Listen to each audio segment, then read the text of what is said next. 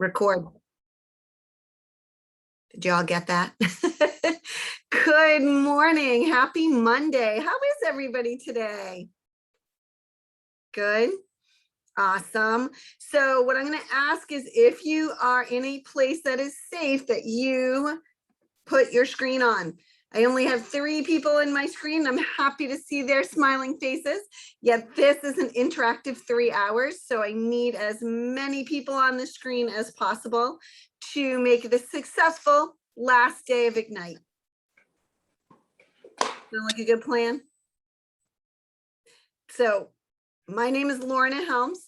I was the former productivity coach of Keller Williams, Boston Northwest. I've been an agent for 28 years, and I am super excited to help round out your Ignite experience today by ending it on a high note, talking about one of my favorite things, which is contract to close.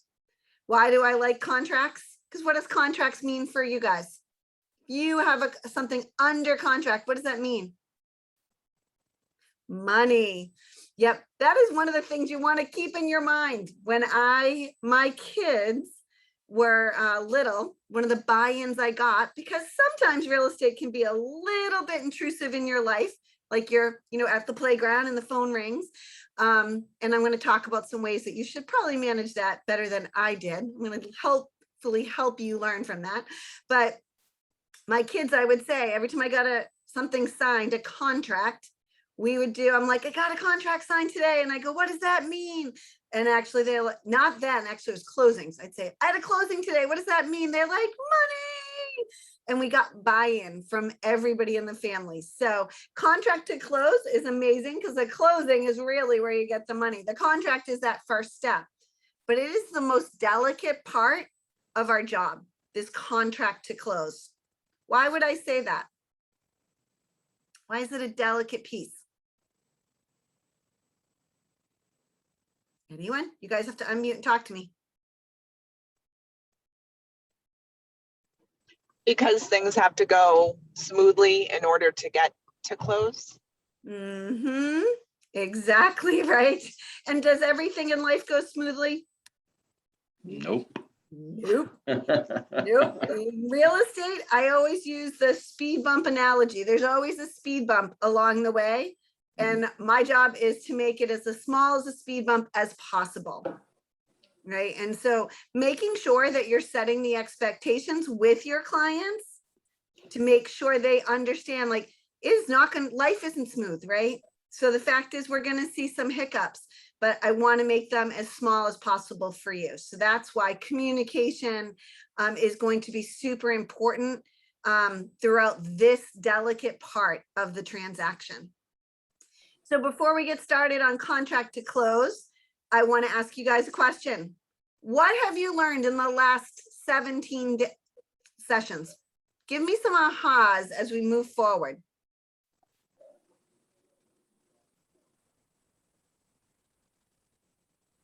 Communication is key. Communication is key. Tell me more about that. What does that mean to you?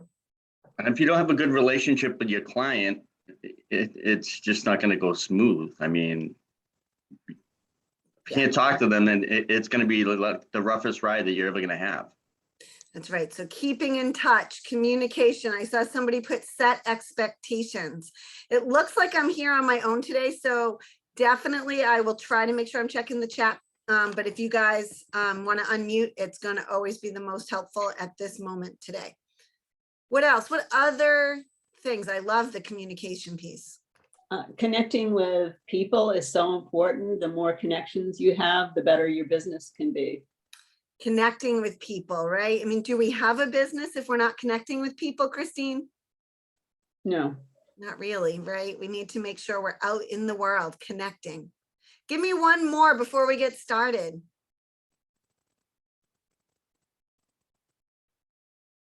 "17 sessions? Come on, people. I know we must have another aha from 17 other sessions. Well, as a new broker, it's in recent classes important to just get really organized with expenses and accounting and have like a framework for keeping track of that stuff from the beginning instead of a year from now looking back and trying to make sense of it. I love that. So financial, right? That's like one of my favorite classes that you guys have in Ignite, because nobody talked to me about that. And I still continue to make the same mistakes by not putting everything into a tax bucket. So making sure that you get that piece figured out, looking at the budget. Who's read the MREA? Yeah, starting it. It's really good on Audible, I will say that, but they do go through the budget model a lot, which I know you guys talked about. New England is going to be doing an MREA series. Really encourage you to join that. And also, this is my favorite time of year, because talking about that, Scott, it's business planning time. Because everything we talk about now happens 90 days from now, right? So if we start planning January 2022, we do that in October. So I'm sure all of your market centers are going to be talking about this, but making sure that you get really clear with your productivity coach, with your team leader, whoever is your mentor, however your office works, to make sure you know what to look like. What is New England MREA series? Great question. So basically what it does is each week it talks about a when. No, sorry, I said when. Sorry. When. It starts, I believe it's actually starting next week. Hold on one second. I'll look at my calendar and tell you. Because it is I on. know it mentioned it another night, but Oh, you're kind of breaking up a little bit there. Let's see. I'm looking. I know I just saw it on my calendar. I think it starts in October. All right, I know I just saw it earlier today because I was talking millionaire real estate agent. I see November 10th is the first one. I will see if I can find the link on the break and give it to you guys, okay? All right, so who's ready to finish out Ignite September 2021? Are you guys ready? All right, I'm going to. I know. There we go. Like I would be like so excited if I was finishing up. Why isn't this letting me share my screen? All right, let's try this. All right, can you guys see my screen? Yes. All right. So view, no, let's see, slideshow.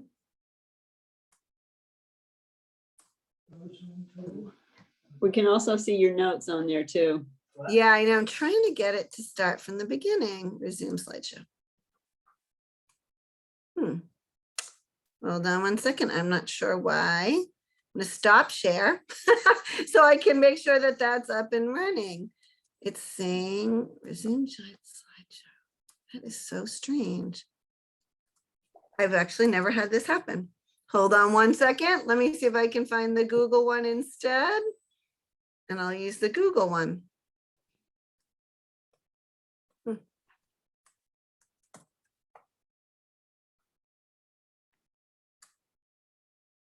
I don't usually have a problem with this, so I apologize in advance. I'm just going to pull up my Google one and we'll do it through Google.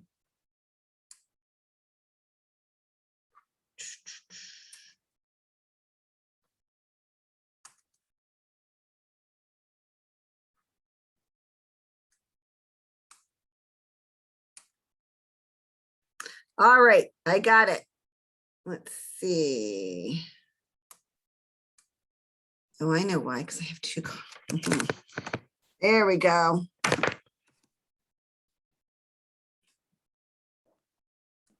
I have my second screen plugged in. That is the problem. Now, can you see it?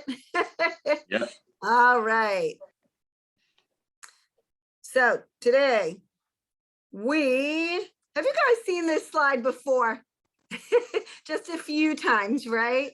So you've talked all about growing your business, right? Today, we're going to talk about running your business, negotiating contracts, transaction management to get us from that, again, this delicate part from getting that contract agreed upon to closing.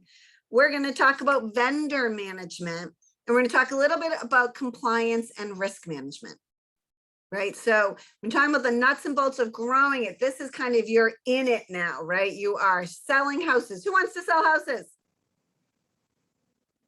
All right. Why is my, can you guys not, oh gosh, I am definitely in technology problems today. I don't know what the problem is. All right, you guys ready? So the first thing we need to do is talk about building a timeline, right? So we have a signed agreement. So in Massachusetts, we have a 2-step contract. In other states, you only have a 1-step. So let me ask you, who knows if they are in a 1 contract state or 2 contract state? I want you to put it in the chat.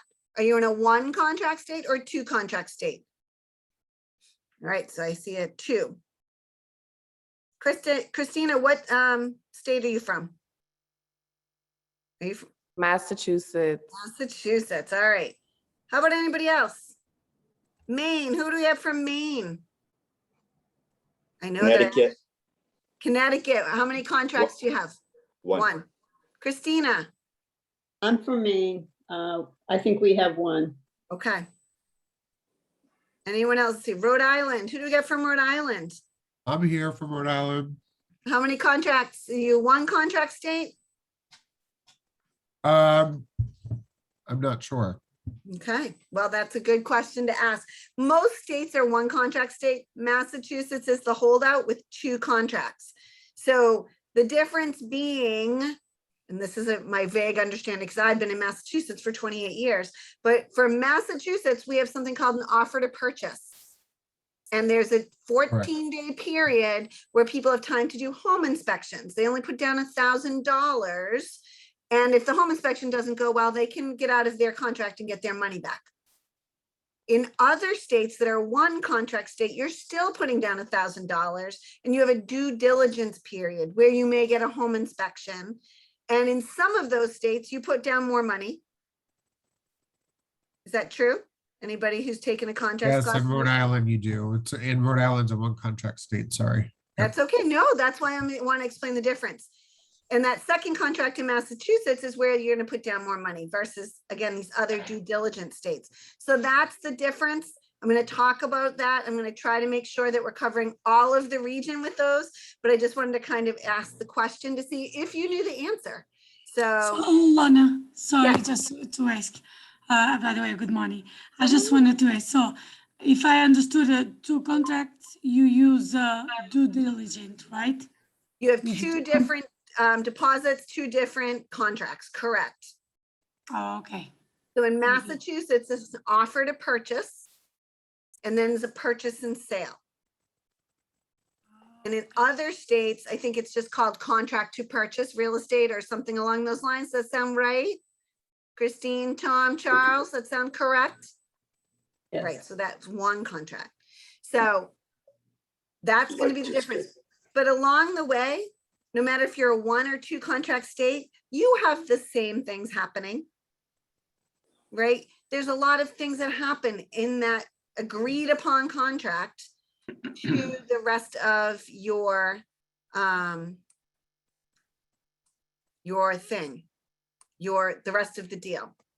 So somehow I ended up back here. So we're going to start by talking about that today. Who has their participant guide? Anyone? What was the question? Who has their participant guide for today? Anyone? I'm thinking that I need to get you guys, put that into the chat because you're going to need your participant guide today. Let me get that for you. Hold on. I don't have an MCCT here today to help me, so I apologize if I'm a little scattered. I thought I did have somebody. Hold on 1 second. Let me get the link, get link. Copy link. All right, you guys are hearing me as I'm walking through. All right. Oh, yay. Somebody says I do. I love that. All right. I just put it on the Google sheet. You guys are going to need this, or at the bare minimum, a piece of paper to follow through with everything. Okay. So everybody pull that out while I get back to sharing my screen.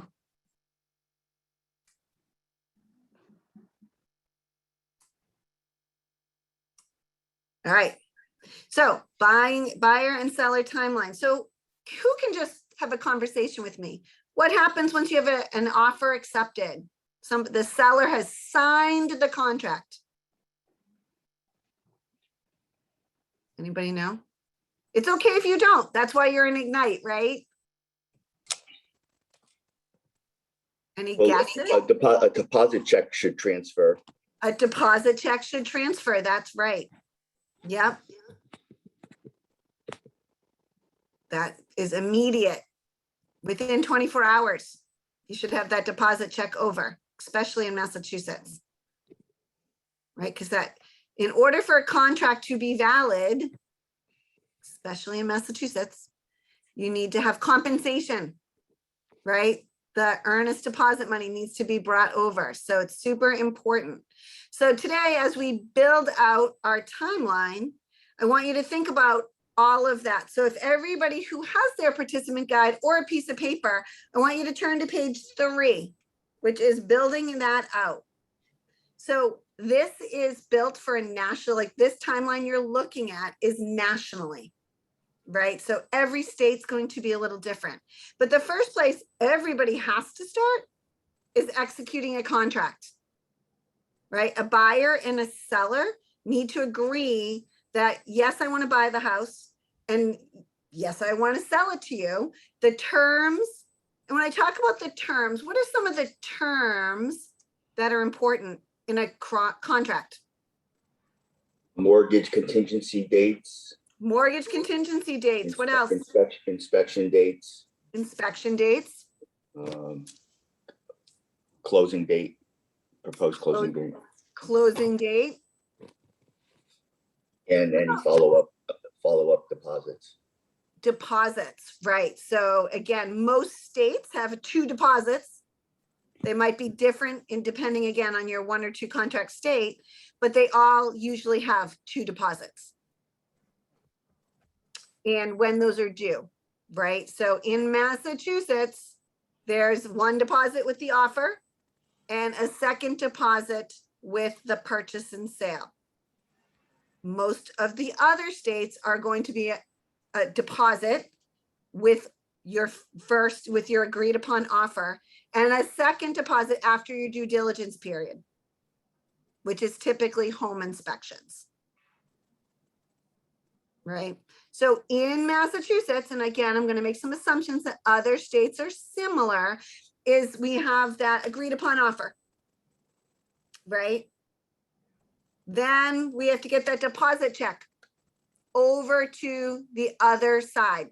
In Massachusetts, usually it's the broker, the listing brokerage that's holding the deposit. In other states, is that typical as well for you, all of you that are on the call from other states? Recently we're seeing more and more that deposits are being made out to the seller's attorney. The seller's attorney, yep, and that sometimes does happen. Yep, that is interesting. Do they put it in your MLS? Deposits to go to? It actually makes life a lot simpler than trying to scoop up a check last minute. Yeah. Yeah, it's hard sometimes to get that check, especially if you have out-of-state buyers. One of the things we're seeing and our office does is something called Deposit Link, which is basically like an ACH, like wire or deposit. So everything is changing a little bit, but it's basically get funds from the buyer to the person holding the escrow, whatever that looks like, whether it's a check or electronically. And that's the conversation you want to be checking with the listing agent on as you're negotiating the offer or the contract to purchase. Does that make sense? Mhm. All right. So I want you to Now do me a favor, and I want you to go to page 3, and I want you to draw a line from here to there, right? And the very first thing we're going to put on there is execute a contract. Can you do that for me? So on the total left-hand side, do that. And then on the right-hand side, what I want you to do is put closing. I love how they have the little person like this, like woohoo at the end. See it? So that's how your buyers are going to feel and your sellers are going to feel. So making sure you do that. And there's lots of stuff in between. Don't put anything else on your timeline quite yet. Execute a contract. Then what did we just say? Once you have the executed contract, a deposit needs to be given to the escrow agent, whoever that is. So that could be the next little line after execute a contract.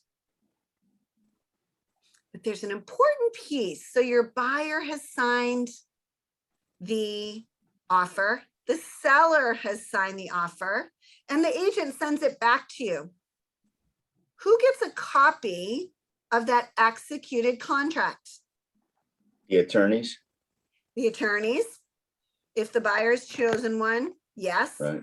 Who else? If you have a administrator that you work with, If there's a transaction coordinator you're working Yeah, with, yeah, they- absolutely. they would need it. And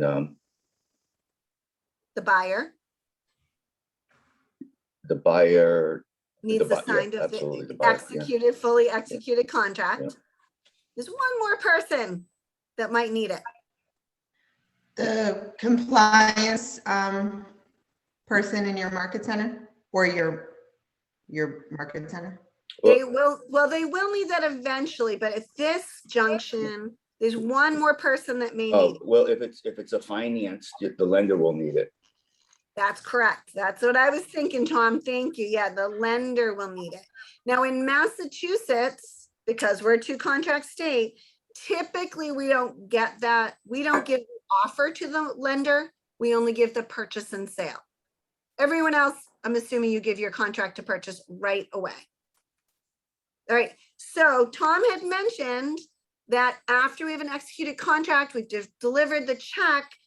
The next step is a inspection, a home inspection, right? So that's the next thing on your list. We're not putting work with lender because that is in a weird spot on my timeline list. So home inspection. So how do you find a home inspector? You should have a list in advance, ideally from referrals from other agents that have had successful inspections, on the client side, and not a forensics expert that's going to kill a deal also. So we want a thorough home inspector who is going to make sure that they inform the buyer about what they're selling in a logical and reasonable way, not in a scare tactic way. Right. Exactly, Tom.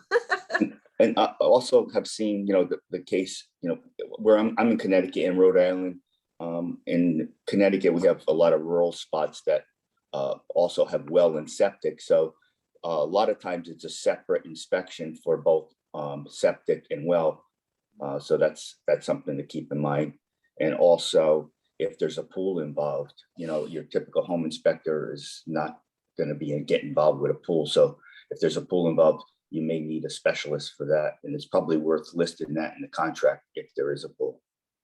Yep. If you're going to get a pool inspection, that definitely would be something you would want to have a specialty for well and septic. Every state has and in fact, in Massachusetts, different towns have regulations around wells. So making sure you're reading the details in MLS. Does it have a private well or private septic, right?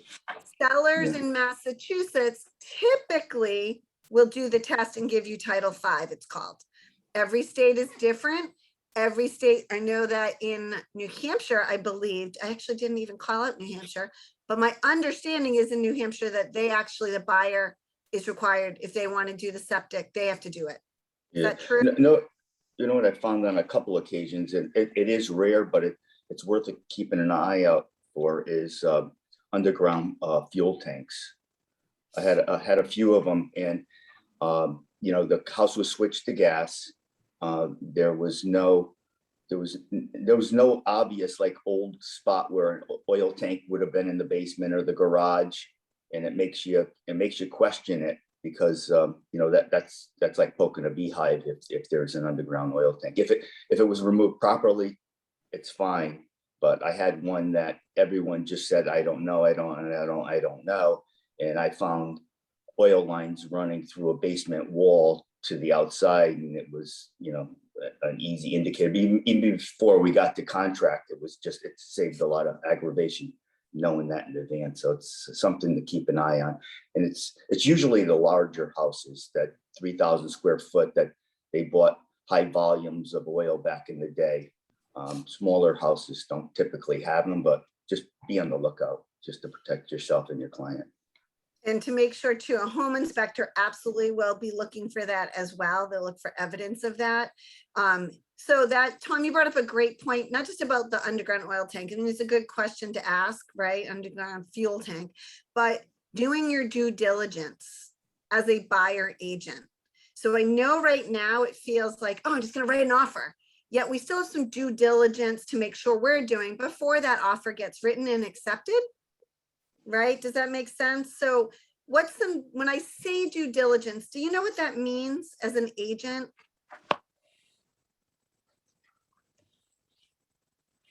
All right, I'm going to tell you since nobody's answering me, but it means basically to do some homework.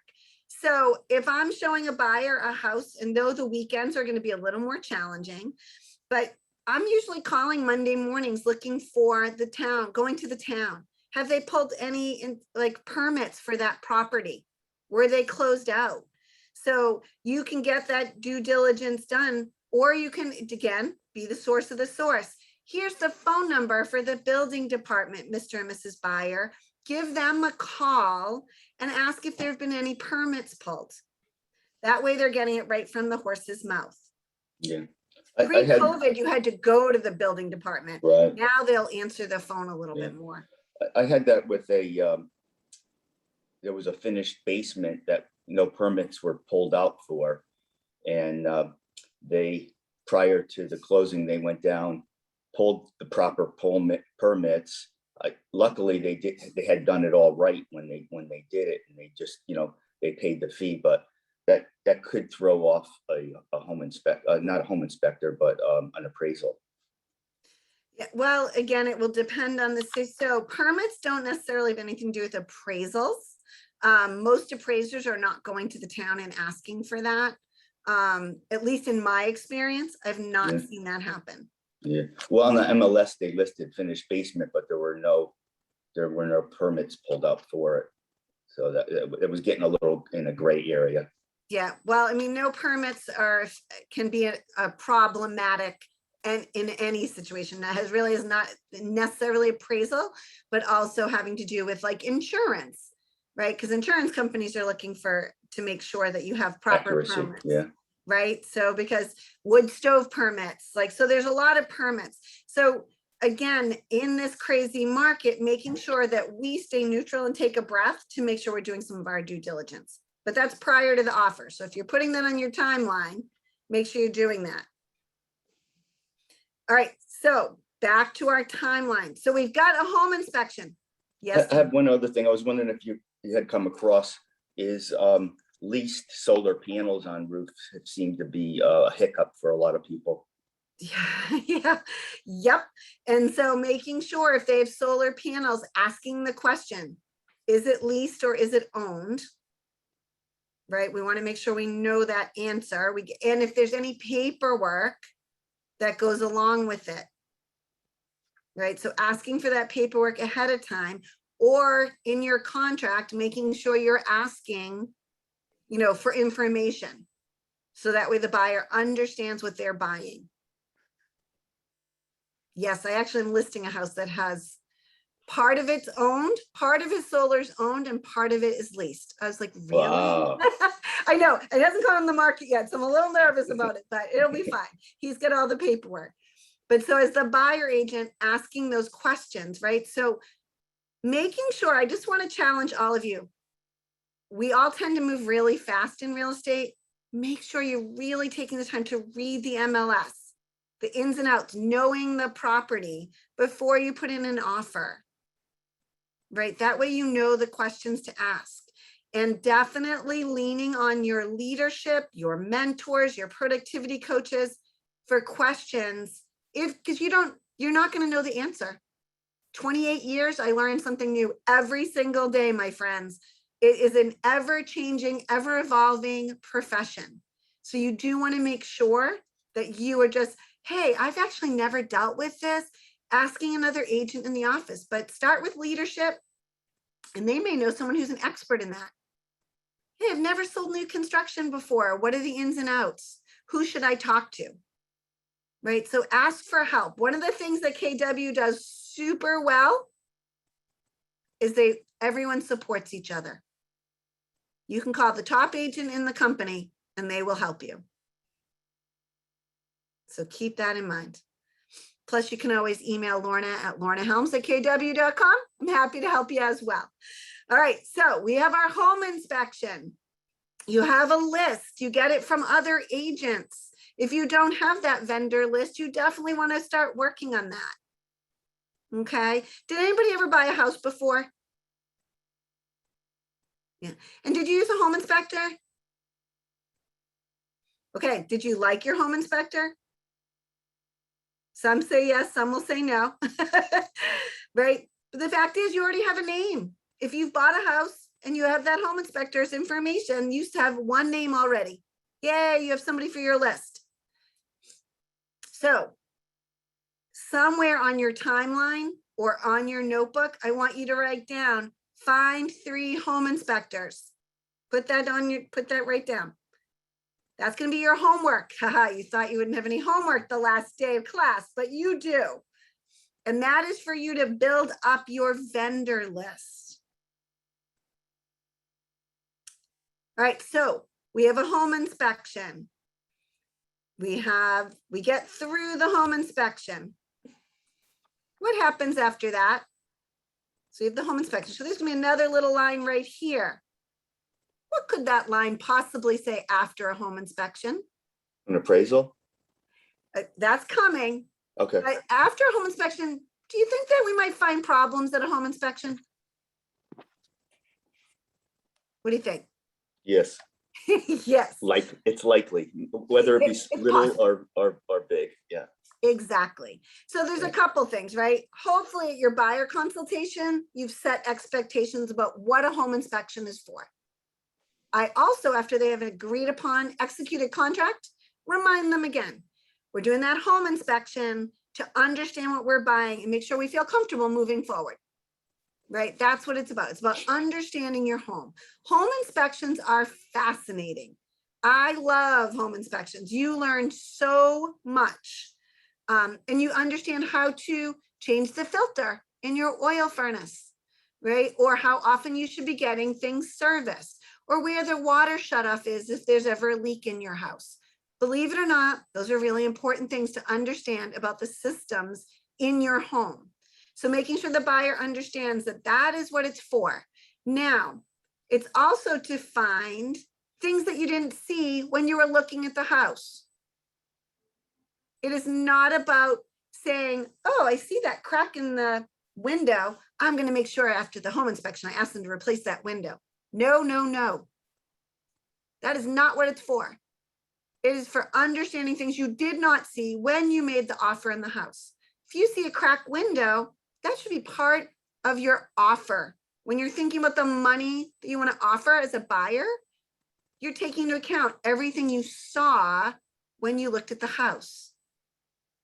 It is not a time to start going backwards and saying, oh, you know, now are you going to see everything at the first or second showing of your house that you're purchasing? I've lived in my house for 3 years and I find new things that I think, oh, how did I miss that? How did I not see that? Does that happen to anyone else? Do you have that one thing in your house that you think, oh, I can't wait to fix that because it's bugging me? So it's the same thing as a buyer. You're never going to see everything. And I let the buyer know that. Like, I'm a set of eyes. They are a set of eyes. The inspector's a set of eyes. We're going to see as much as we can. But home inspection is not about renegotiation.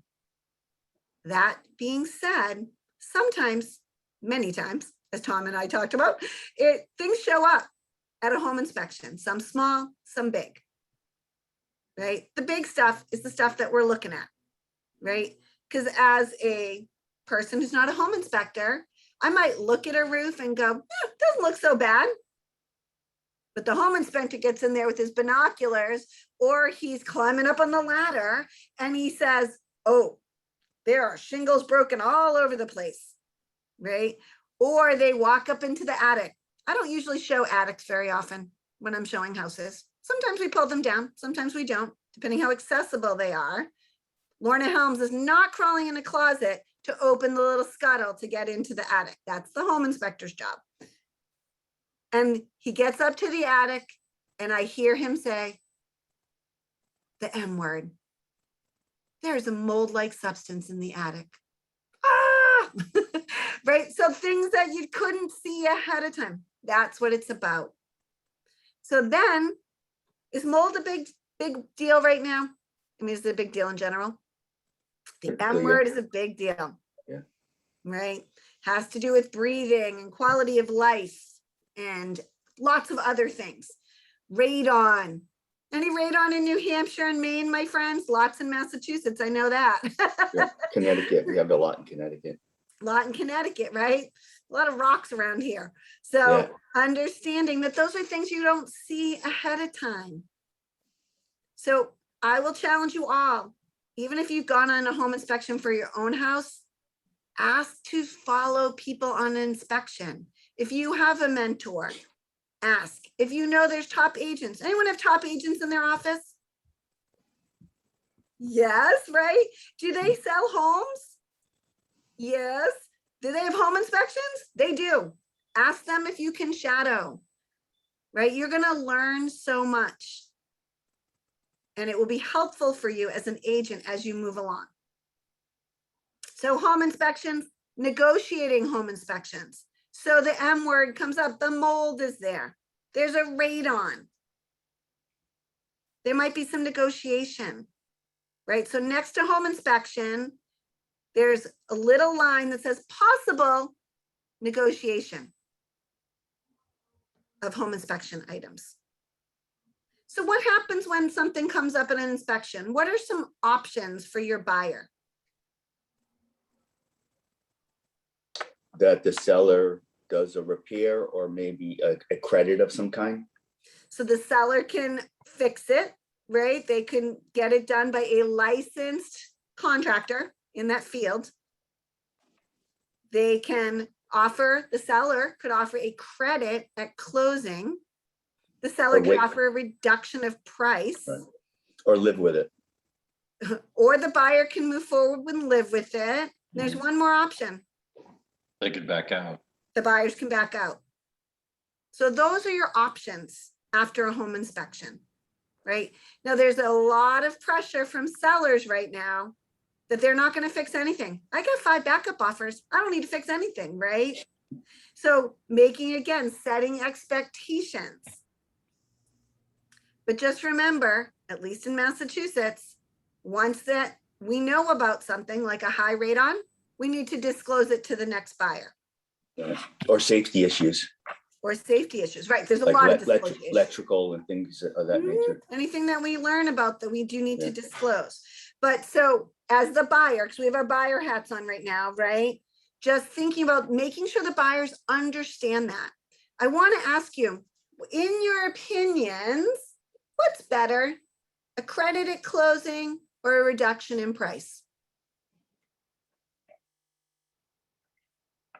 I think for the buyer and seller, it could be reduction in price on. No, I'm going to talk. We got our buyer hat on right now. So for the buyer, which one is better? Scott, you look like you were going to say something. I thought a credit at closing was better for the buyer. Tell me why. I thought it simplified the renegotiation of the contract, or is it has something to do with the lending portion of that? Now I'm just gonna bow out, I think. No, you did, you were going down the path, right? So when somebody has an issue at a home inspection, let's pretend, for sake of this argument, it's $5,000, right? That's gonna take to repair, or they agree upon. It's gonna take $5,000 to fix the issues we found at home inspection. And the seller says, great, I can either give you a credit or I can reduce the price. The credit at closing goes towards the buyer's closing costs. So if the buyer was going to bring $10,000 to closing, now they only need to bring $5,000. And what that means is there's $5,000 in their bank to repair said items. $5,000 off a mortgage is pennies on the dollar a month. Right. It's going to take that buyer a lot longer to save up that money. So as a buyer, we want to get a credit at closing, in my opinion. Now, not every buyer sees it that way. And if they want the reduction, that's fine with them. But helping a lender, this is where your vendor partners come into play to say, hey, I just want to, can you explain to the buyer what $5,000 off their mortgage means? That way they understand it. Because it literally is penny. It's just not enough money to make a big difference or dent in your monthly payment. So just something to keep in mind. And does it really matter to the seller if it's a credit at closing or a reduction in price? It does not. It's the same $5,000. Their bottom line is still going to be the same. So that's the next piece. Everybody still with me? Any questions about that? All right, let's move on. So we have negotiated, and in Massachusetts, once we've gotten through those negotiations, our attorneys are working on the purchase and sale agreement. In New Hampshire, in pretty much every other state in New England, with that one contract state, you've done your due diligence period. Now you're moving towards giving a second deposit. Is that correct, Tom? Correct. Connecticut, right? So thinking about that next step is checking in with, in Massachusetts, you're checking with attorneys and they're working on that contract. We actually have nothing to do with that. We don't write that contract. We don't have anything to do with it. Attorneys do. So after the home inspection in Massachusetts, you want to let the attorney know we're good to go to start working on that second contract. In the other states, you're working with the other agent to say, hey, we're ready to go. Things look good. We're moving forward. Or you've negotiated with them. Does that make sense? Yeah. And then the attorneys would begin to do the title search to make sure everything's okay also. So once that second contract in Massachusetts in the due diligence period, they're going to do their job behind the scenes, right? Title work for us, at least in Massachusetts, we have nothing to do with that. That is the title companies and the attorneys that are doing all of that. So after the inspection and you've got that second contract signed or that second deposit done, now for your buyer, their main job is getting that mortgage. That is their job. So write that down, like mortgage commitment is that next line that you want is mortgage commitment. Right. And don't go buying a bunch of furniture with your credit card. Do not go buy anything. I talk about that at the home inspection. I talk about that at the offer. Do not buy anything. Do not purchase it even with cash if that's going to affect your deposit that you need to purchase the house. So during that period, what's our job? Say it's usually about 3 weeks for their mortgage commitment. What's our job in that time as a buyer agent? Just communicating with all parties, right? Checking in with the lender. How's it going? Has the appraisal been ordered? So between that mortgage commitment, I want to go back between after you negotiate after the home inspection, Massachusetts, we have the purchase and sale. Before the commitment, there is appraisal. So as a buyer agent in Massachusetts for sure, and I'm sure it's the same in other states, we don't do much with appraisal. The listing agent is the person who meets the appraiser. Is that true in other states? Any of you have done this before? Same in Connecticut. Same in Connecticut. Yeah. Right, so the listing agent is the person dealing with that. But as the buyer agent, what I say to them is, if you don't hear from an appraiser in 5 days, will you let me know? Because I'll touch base with the lender to make sure you see what's going on. Because once we've got that home inspection period done, we're at purchase and sale in Massachusetts, the appraisal should be ordered. So I want to know from the other agent, did you hear from an appraiser yet? So I have that on my calendar, like, did they hear from an appraiser? 5 days. Right. I want to Yeah, know. because they're quite busy now, so they their book of business is pretty big.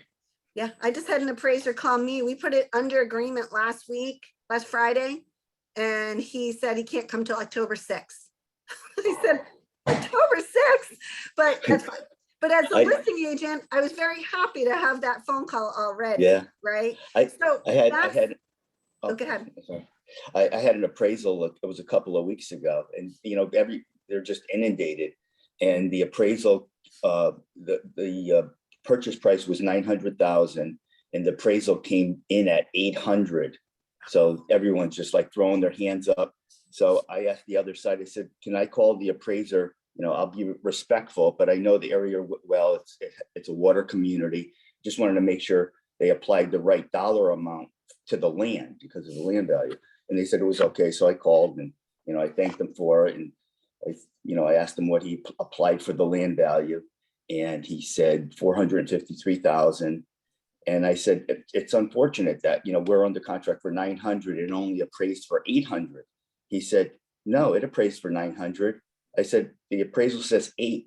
He said it was a typo. Someone hit the wrong key. Wow. Yeah. Coming from curiosity, right? Asking questions. I know. Right. So that is a great example, Tom, of how things can go south, right? Everyone's up in arms. One phone call, you actually found out, Yeah. like, oh, that wasn't it. And so when the appraisal is another place that can be a huge hiccup, can it? If it doesn't appraise out. So I don't know what's happening in other states, but in our area, we're seeing a lot of buyers say, I will cover the gap between the appraisal and the purchase price. Have you seen that? Have you been hearing about that in your offices? Yeah, I had one. And it was based on a pool. It had a luxury pool. The pool, like 3 years ago, between the pool, patio, fencing was around $75,000.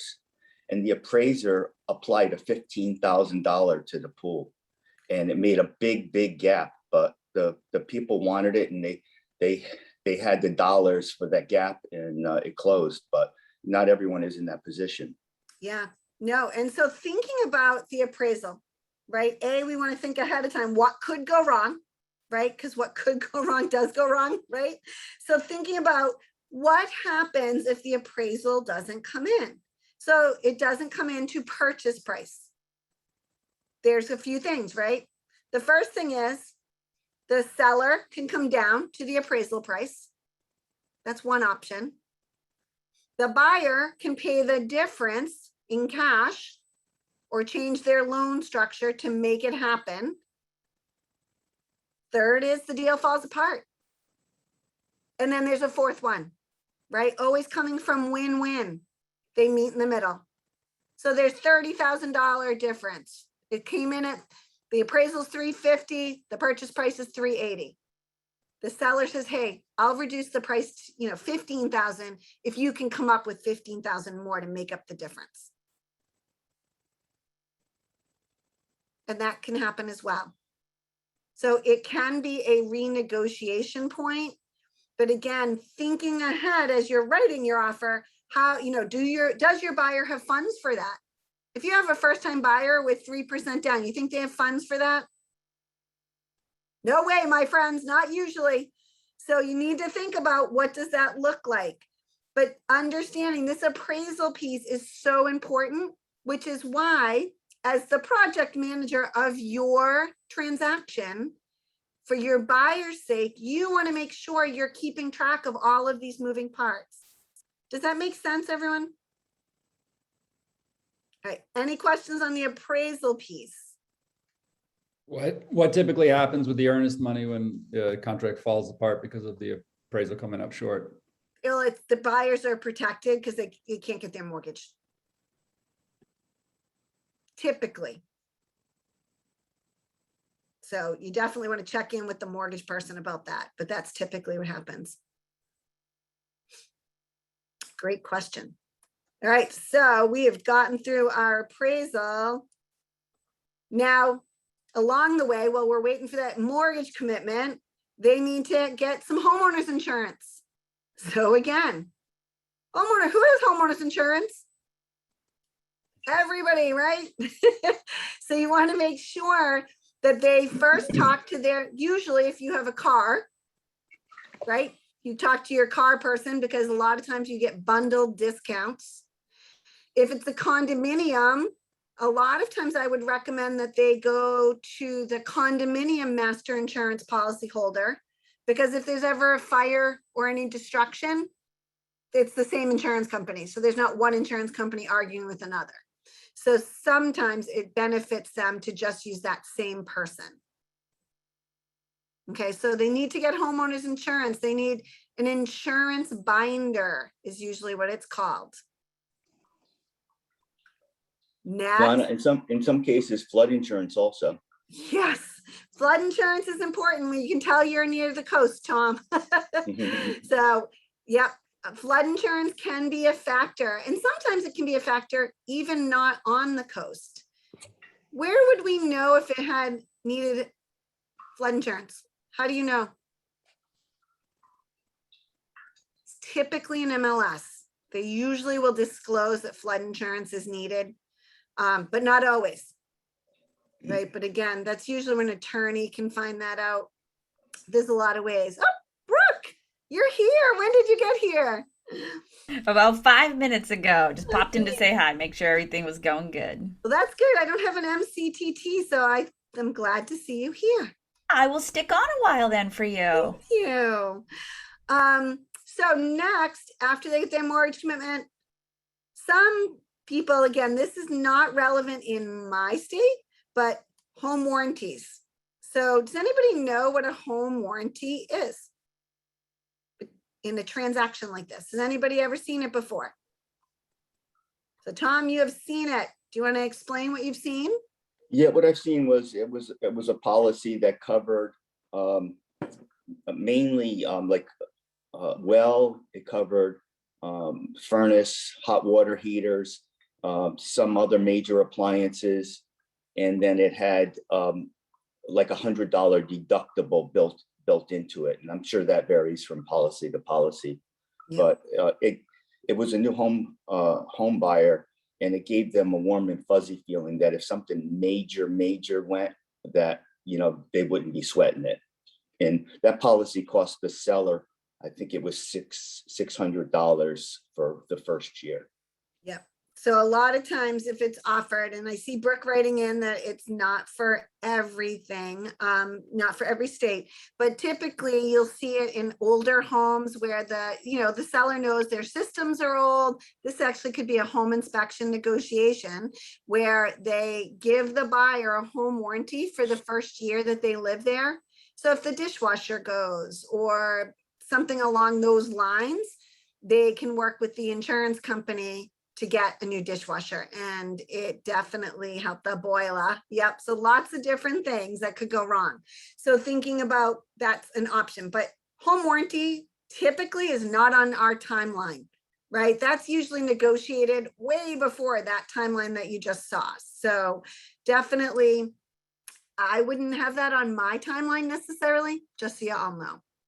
So they've got the mortgage commitment, and now we have closing, but there's some stuff that happens between the mortgage commitment and closing. What is that? What could that be? Buyer's hat. We have our buyer's hat on. Are we close enough for a walkthrough before? The walkthrough typically happens the day before the morning of. So yes, that's going to be in front of your closing. So make a little line, final walkthrough. We also the buyer needs to change utilities, right? They need to get all their utilities changed over. So finding out the utility companies if you don't know it. Now, in some local, like in Massachusetts, I can't speak for every state, but we have some companies that actually, I mean, some cities or towns that have their own water, like light department, right? So you actually have to fill out an application. It's not even a simple like call and switch over like National Grid. It's totally different. So just understanding, and a lot of times you can ask the seller's agent for utility information, right? So that way you buy. So typically I tell people like 2 weeks before closing, you should be getting those started to be done. You know why? Because what can nobody in this world live without anymore? Water, Internet. electricity. Internet. That's what I was thinking, Brooke. And so they want to make sure, because you call the cable company, the internet company, and what do they say?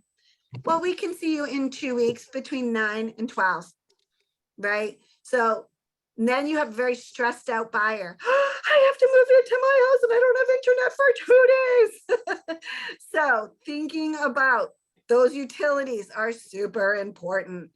Lana, Yes. in Massachusetts, how do you do like a transfer if someone were to have an oil tank and it was 3/4 full? Is it gifted or is it a credit Great issue? question. It is a great question. So this is obviously going to be very state dependent. In Massachusetts, typically the seller will get it measured and that will be on the closing disclosure, and the buyer is buying the oil or the propane that's in the tank, depending. So that's typically how it's done. Now, if there's like 1/4 of a tank or it's been really nice negotiations, the sellers just say the oil's yours. If it's a full tank, most people do not do that. So sometimes the seller will actually fill the tank. You know, like in the summer, it's actually advantageous to get it filled because it's cheaper usually, right? In the winter, they might say, oh, don't fill it because we want to search around for the best deal for us. And they'll get it measured. So that is typically how it's done. Great question. All right, so we got utilities, we got final walkthrough. So I'm going to give you a few little extras. I typically will be asking the co-broke, hi, I'm going to set up the final walkthrough. Where are the keys? Depending on your state, can I take the key to give the buyer after it goes on record? I will always ask those questions. I will also ask regarding my commission. Will you be leaving it at the closing? Do I need to pick it up at your office? Or if the office is really far away, are you mailing it? So just so you all understand from a leadership point of view, at the end of the month, Keller Williams closes out its books. They really like to have all of their closings in that month. So if I'm closing on the 30th or the 31st, I actually, and it's not about me, it's actually about the market center. I'm asking about that co-broke check. I'm asking about my check to bring to my market center so I can hand it to my MCA so they can process the check. It's a bonus for the market center, and it is a bonus for us as agents, because once the MCA has the check, our commission check gets processed. Does anybody else not care about their commission check? Does nobody care? Like, I don't care. Do you care? I care. I'm just telling you, you should all care. It's nothing wrong. Money is not a bad word. You just worked really hard to get that transaction, your buyer, moving along to the end. You deserve to get paid. Don't be shy about asking about your commission check. That is Lorna's extra for the day. So now we have the final walkthrough. Lana, also with the keys, remember to get the remote controls to garages. Yeah, typically I see those left in like kitchen drawers or anything, but yes, that's a great. Or they could be on the visor of the person selling the house. Yeah, that's right. So, and if it's condos, like mailbox keys, right? So there's lots of little nuances, but keys in general, door openers. And if there's like a keypad on a house that you have to punch in a code, you want to find that out as well. Keys for sheds. That's another thing that gets forgotten. So all of those keys need to be done. You go to the closing. We have a really important job at closing. Do you know what it is? Support system.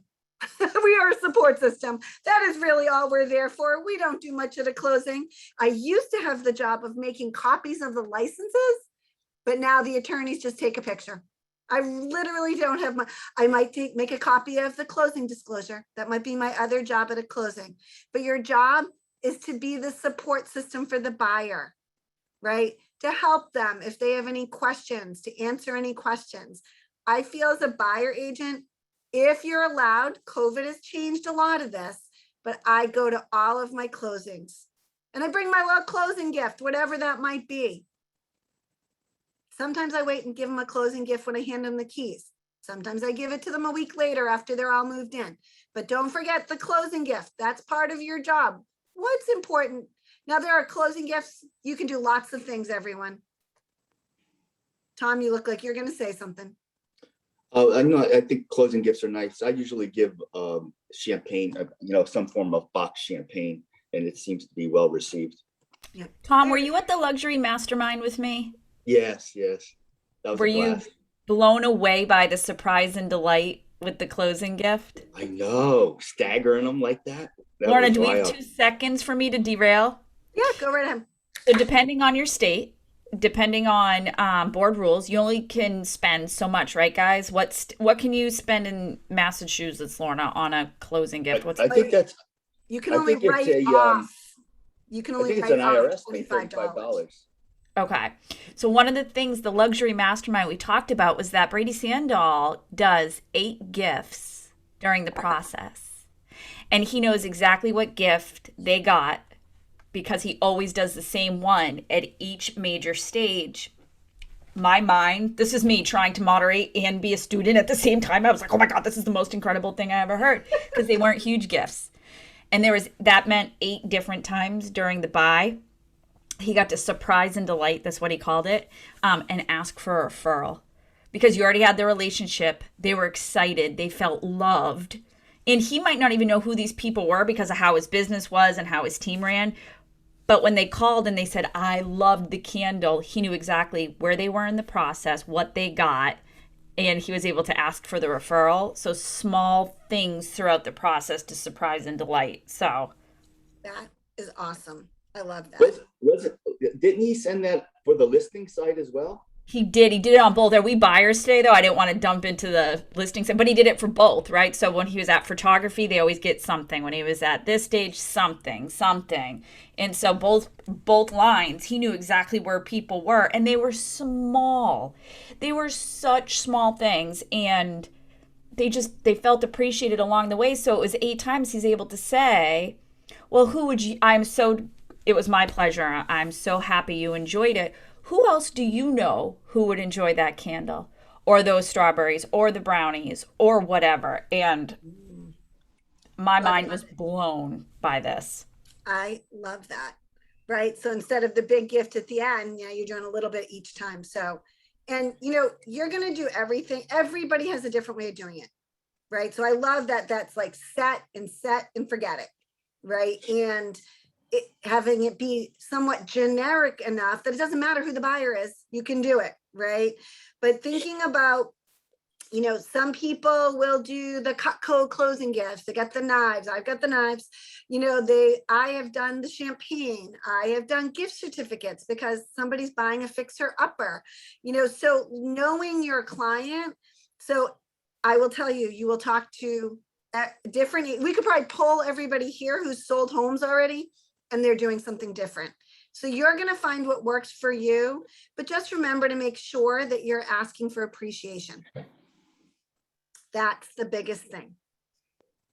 All right.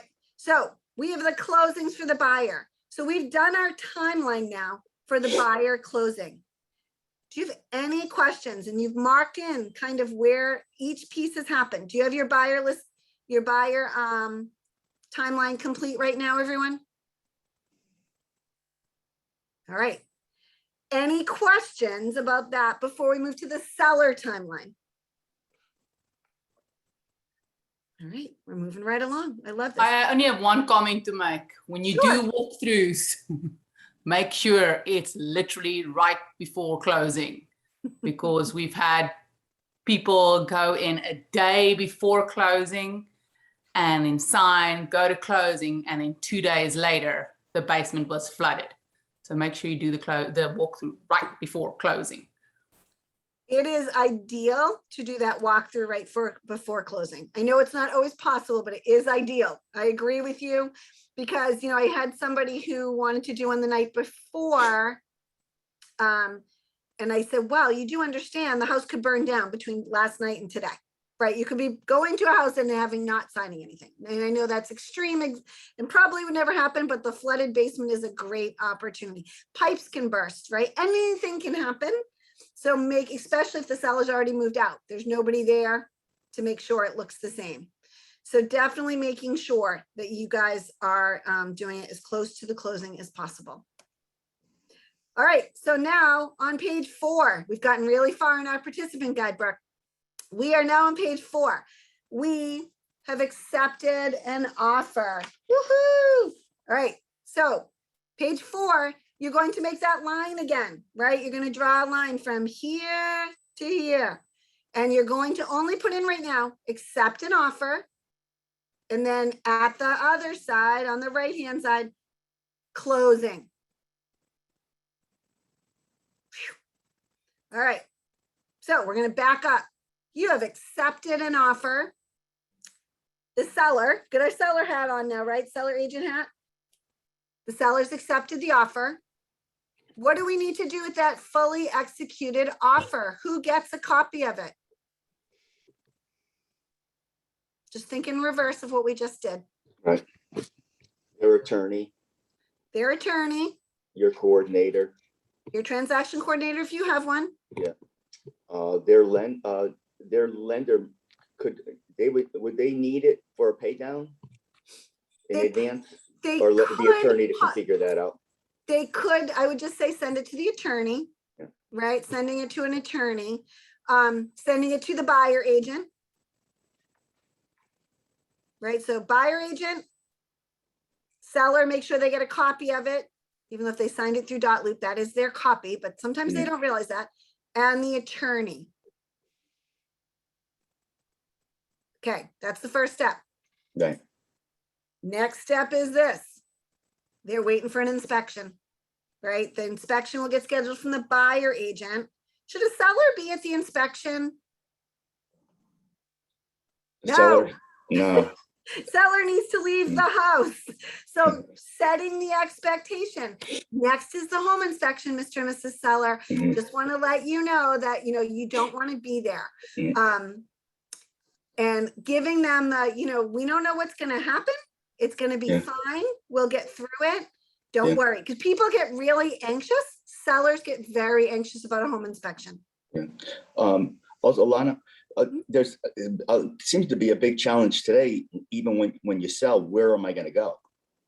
So that might be part of this, you know, do they need to find an apartment or the house that they were thinking of, they can act on? Yeah, it does depend. So depending on the seller's opportunity, but then they're back into that buyer, that's the buyer timeline, right? So they're still, we're just going to think seller responsibilities, listing agent responsibilities. But yes, I agree. Depending on what their future needs are. Right? Yeah. So thinking about next, they are waiting for their inspection and they leave the house and then they have to negotiate. How do we have those conversations, right? It's first by setting expectations again, everyone. Right. Letting them know, like, we'll deal with it as it comes. And then as it comes, again, it's going to be different every single time. Sometimes it's a nice, really great phone call. It went awesome. The buyers are really happy and they're moving forward. Or, you know, the agent called and they found a few items and they might say, oh my gosh, I know what that pipe is. Or, oh yeah, we had that too. It hasn't been an issue. Like there could be some resolution super quick. Or, this is where it gets important, they found the M word, we talked about that, or the radon, right? Let's just use those same examples.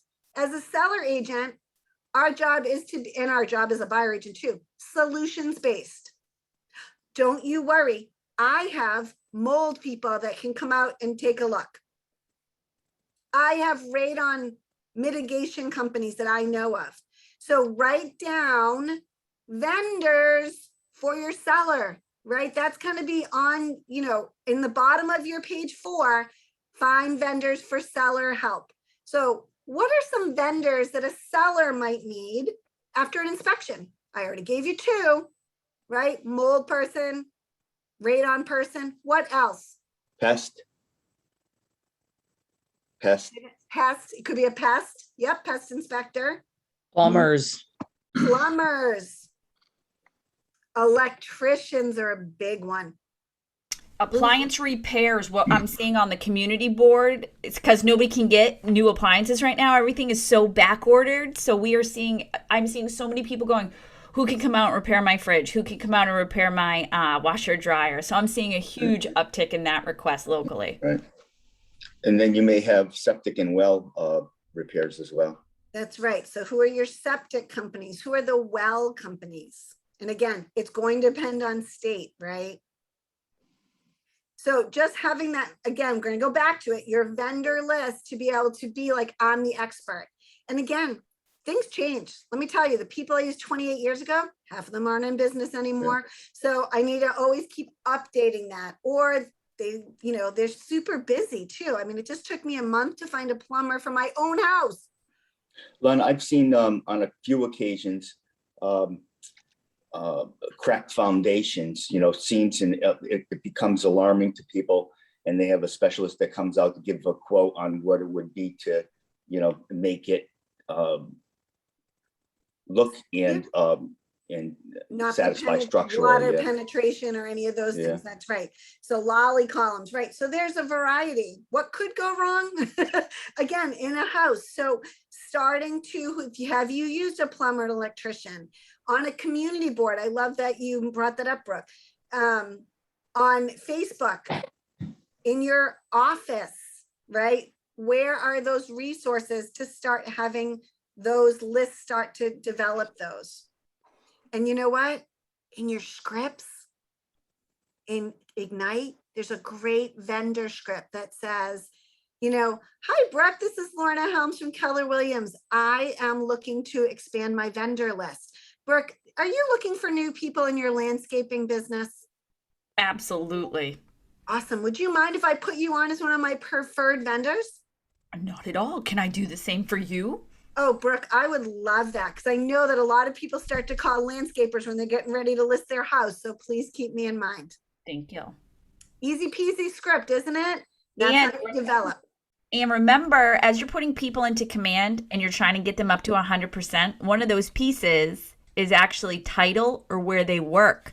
Your command data bank is also a vendor list. Don't forget to tag them appropriately as well. I love that. I love that. So your sellers had the home inspection. Again, if needed, negotiating any repairs. Hopefully not, but it might happen, as we talked about in the buyer side. That's the next little line on. In Massachusetts, you're then going to purchase and sale agreement, right? As the seller. So the seller's attorney is the person that typically draws that up and makes sure that that gets done. So that second contract is signed, or we're past the due diligence period in all of our other states. What does the seller have to do next? Any ideas? We have to let them know the appraiser's coming. So what I always tell them is, let's keep your house somewhat staged as much as possible until the appraiser comes out. It still needs to be clean and not look like a bomb hit it. So the appraiser's coming next. I let them know when the appraiser is coming. As the listing agent, this is a huge piece of your job. Bring with you, write this down. The contract, if you have not emailed it to them, the floor plan. Otherwise, you are going to spend time while they measure every single room. Bring the floor plan. If you don't do floor plans, put it on your list to do. I usually bring a plot plan if I have it. I bring the MLS printout. Again, they usually have this stuff, but the more stuff you can give them, the better. And I usually will say, do you want comps? I bring them with me. And if they want them, great. If they don't want them, that's fine too. But I have them with me. I am making sure that they see what are some of the improvements. So if you have an improvement list, make sure they have that. But I have to sell it now. You sell it 3 times, right? To the buyer's agent, to the buyer, and then to the bank, which is the appraiser. So I'm selling it to the appraiser. It has a new roof. Oh, they put the septic in 3 years ago. They just freshly painted, brand new kitchen, like whatever it is.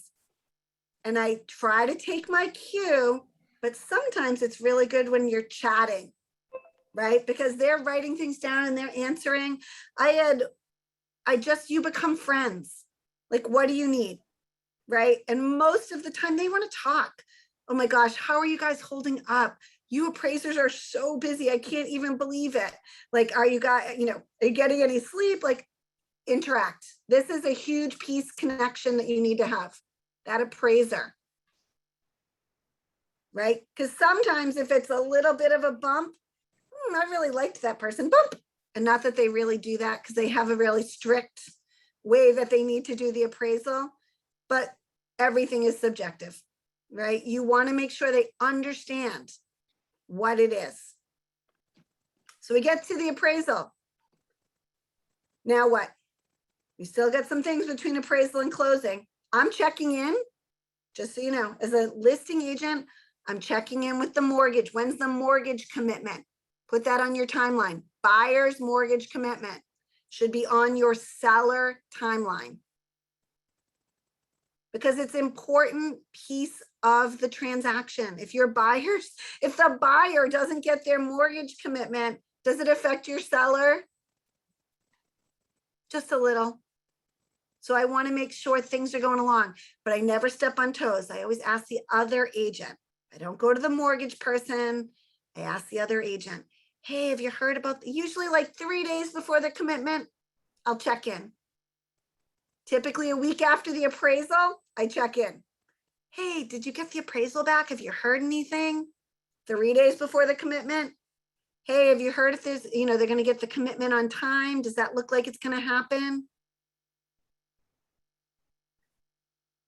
Then the appraisal comes in. Check that box off, right? We already talked about what can happen at appraisal, so we don't really need to talk about that again. So now the commitment is done. The appraisals all happened. What happens between then and closing? As a seller, what do they need to do? Or what do you need to do? You need to make sure they've called their utility companies. You need to make sure that in Massachusetts, at least, they've gotten their smoke detector. The fire departments come out. And I'm pretty sure that's every state, but maybe not. If there is a final water bill that needs to happen from the town, any utilities that need to get final readings, like the oil, the propane, the water.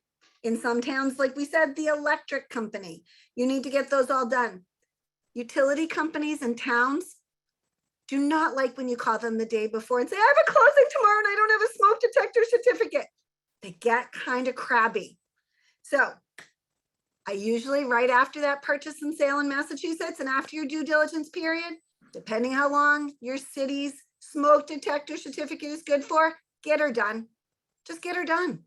Then you have it. Right? So utilities need to get done prior to closing. Your seller needs to be out for the final walkthrough, setting that expectation. We have an 8 a.m. closing. Be out the night before. I was at a final walkthrough. My sellers, I was helping them load the truck. It's a really glamorous job, everybody. It's Loading not. trucks. We've been all hands on deck at the market center to help new agents whose people would not and refused and left things behind. So in order to get a closing to happen, we all put on some work gloves and work boots and made it happen. One of our agents put chickens in his minivan and transported the chickens to the new property. That was Curtis. So yeah, everything can happen. It's amazing what you'll see. So you got to make sure that everything is happening. In most of the time, at least in Massachusetts, the sellers aren't going to the closing. A lot of times, especially with COVID, the attorney's going. Check with your market center, see what your state does, but they've already signed power of attorney. They just need to get out of the house. Yeah. I typically will go through after the seller's out, just checking. Why do I do that as a listing agent? Our job is to make sure things go smoothly. I don't want the seller to say, yeah, it looks great. And then the next morning, the buyer agent call, oh my gosh, there's like this and this and this and this at the house. Ooh, right? I don't want to be caught off guard like that. So I am taking a peek and making sure it looks good. Make sure I know where all the keys are, putting a lockbox back on for the other agent if need be, making sure the garage door openers are there, all of those things. So you just need to buzz through as a listing agent and make sure the house is ready for the walkthrough. And if not, ding, ding, ding, vendor list comes in handy. Have cleaners ready to go. Who can you get in your local market that if you look at the house, and I realize broom clean condition is the standard, but sometimes it's kind of disgusting. And then they're going to call and say, is the lawn mowed? Is the driveway plowed? Is it ready for a final walkthrough? So make sure you have plow people, you have landscapers, and you have cleaners on your vendor list. Write that down. You need 3 because your favorite cleaner who you love dearly is busy and may not be able to get there that night if need be. But there is someone who will. Trust me, it happens. And then as a listing agent, sometimes you go to closing, sometimes you don't. It's, again, all over the map, but you do need to make sure everything goes well. And in compliance, in every market center, I would imagine, you need a copy of the closing disclosure, the ALTA, the HUD, whatever it's called in your state. We need that in our market center for compliance. You do not get paid until you have that done. And the other thing that I do as a listing agent is that if we are holding enough funds and the commission check is ready, I get it dropped off to the other attorney, or I ask the agent, do you want me to mail it or do you want to pick it up? Be a good co-broke. Ask the question. You want to pay that buyer agent. They brought a buyer to your house and you want to make sure they get paid quickly. So your checklist for sellers is done. Any questions? Did I mention shut off utilities? Make sure your seller shuts off utilities. I think I said that. No question? I have a question about the final readings. So are you just calling the utility companies in that case? So as an agent, if it's a town run thing, like if it's the water department or the smoke detector, the light department, if it's a city run one, I will usually call for my sellers because I know what to say and how to ask and all of those things. If it's National Grid or, Eversource or something like that, or their internet, I don't call any of that, but I remind the seller to call. But you don't need final readings from those things. So anything I need a final reading for, I'm kind of a control freak. And so either me or my transaction coordinator are calling and getting those things done. Okay. And then just regarding the smoke detector certificates, also, I've noticed in my market center, there's always emails going out about how someone needs to swap a smoke certificate. So I guess I get the impression that it's very hard to get them. Like maybe certain towns or cities only schedule so many every month. Does that sound normal? So every city and town does it differently. When you say swap certificates, maybe it's swapping appointment times or something like that. Yeah. Yeah, Yeah. okay, so and this is what makes our job so fun. Every single town does it different. Every single town. So if you work in Acton, you have to call between 8 and 12. If you live in Northborough, you have to go to the fire department. Well, now they do it online because of COVID. So in Chelmsford, they have to go to a certain station to get it done. And the fees are all different. Typically $50, but Marlborough charges you per, how did they do it? $100. They charge $100. And then someone else charges like per floor or something. So every town does it different. So typically, once I have that second contract or I'm through the due diligence, I'm calling the fire department if I don't know. Hey, I'm just calling to find out, or I look online, but I'm still that person who is on, a phone call person. So I usually call, but it is all found on the World Wide Web.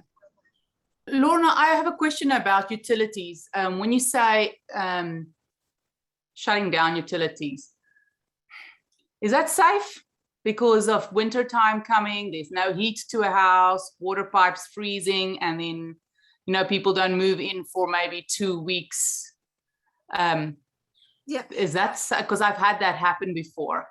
So the sellers shouldn't have to pay past the day of closing, right? So it is the buyer's responsibility to make sure that they've turned on the utilities. That being said, typically, National Grid or Eversource, especially in the middle of winter, they usually have a few days waiting for the buyer who might forget to call and get the utility set up. So they don't usually shut it off right away. But that will be the day the seller will have to stop paying. That's a great question. Also, basically shutting off, but also reminding the other agent that he needs to or she needs to tell their clients that this needs to be done. Exactly. I love that, right? Because again, we're working together as a team to do this. So I know it's 10:30. I want to give you a break, but I want you just to remember this. We are the project managers. So I hear agents sometimes say, that's not my job. I don't care. Do the job. Make sure it's all getting done on both sides, whether you have the listing agent hat on or the buyer agent hat. Checking in, right? Because everyone gets busy, and could Rich forget that to tell his buyers to get the utilities set up? He might. And it's okay, like just to say like, hey, Rich, do you know if the buyers set up their utilities yet? So it's not a bad thing to ask, right? We have to help each other out, because I'd like to tell you that everybody's perfect at their job, but they're not. And it doesn't really matter. Our job is to get it to the closing table for our client, buyer or seller, and to help everybody along the way, whether it's attorneys, mortgage people, buyer agents. We need to all work together. This is a win-win, my friends, a win-win. All right, it is 10:28. I'm going to have everybody take a break till 10:40. That doesn't mean hang up on me, doesn't mean leave me, because I will feel sad if everyone starts like unclick, leave. Don't do that. Just mute yourself, shut off your picture, go get something to drink, get a little snack. And at 10:40, we will resume, my friends.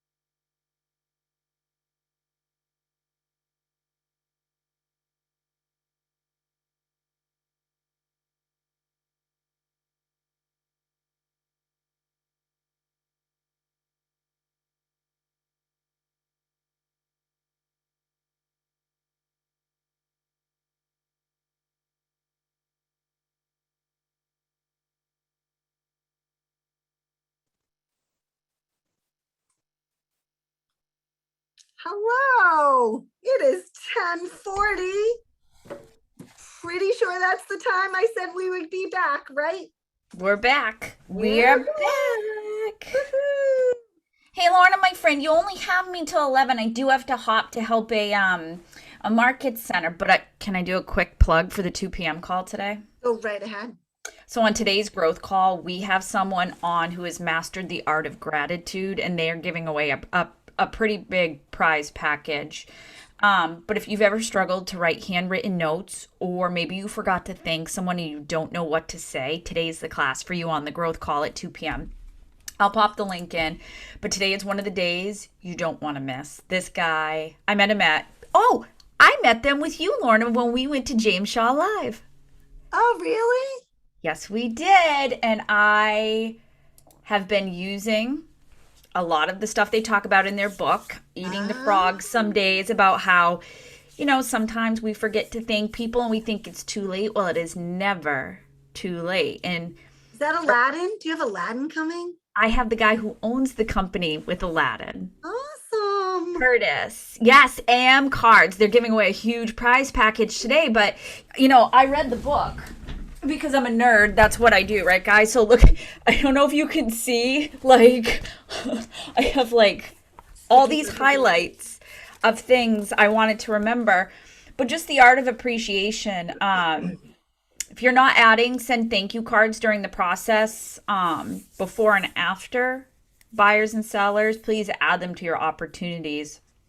And make sure you notate what you say in the cards briefly within your notes, because if you've been on any of my calls or classes lately, I tell you the story about my previous productivity coach writing the same exact note twice to the person and making them awfully mad.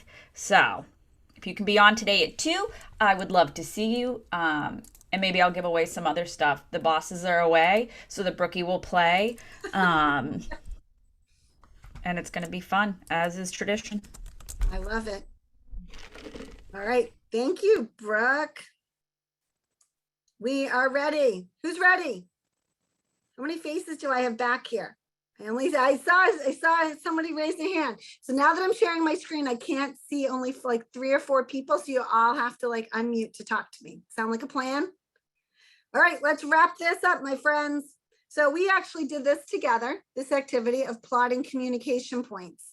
But I want to make sure again that and plotting documents. We already did all of that together, but I just want to make sure that you understand that project manager hat, and to make sure that every step of the way is in your checklist. And we're going to show you how to do this easily with Command today. So I'm super excited. This is one of my favorite parts of Command, is our opportunity task list. And it is so easy to set up that we actually just did it with you today. That timeline is going to be your checklist. That sound good? Now, I know you're not as excited as I am about this, but you will be when you're in production, trust me. So let's move on to what we're going to talk about next, which is best practices for managing the deal. Who would like to talk about that? So on the next page in your participant guide, I believe it's page 5. You will see a page that looks like that. Do you see that with the 4 circles on it? Does it have the 4 circles, right? Yep. So what we're going to do now is we are going to break out into groups, and we're going to talk about where is the deal at risk of falling apart. We mentioned it a little bit when we started talking about timelines. What are some best practices to keep that deal alive? What tasks have deadlines? And how can you manage other parties involved in the deal? I have obviously talked about this a lot, right? Because again, we have to manage the whole thing, but I want you to really mastermind with each other. We're only going to do this for 5 minutes, just a quick, hey, this is where I could see things going wrong, or this is the experience I had. So we are going to go into breakout rooms. It might be one of your last opportunities to be in breakout rooms with each other. And I really want you to mastermind around this, because it's really important that we think about how to make sure we're keeping the deals together. And what could go wrong? I know you'll find this hard to believe, but I tend to be optimistic, a little over the top optimistic. In fact, they call it my unicorn and rainbow world. And so I have to be really careful to pay attention to what could go wrong, right? So here you go. Get into a room and I'll see you back in 5 minutes. Talking about what could go wrong. Mastermind.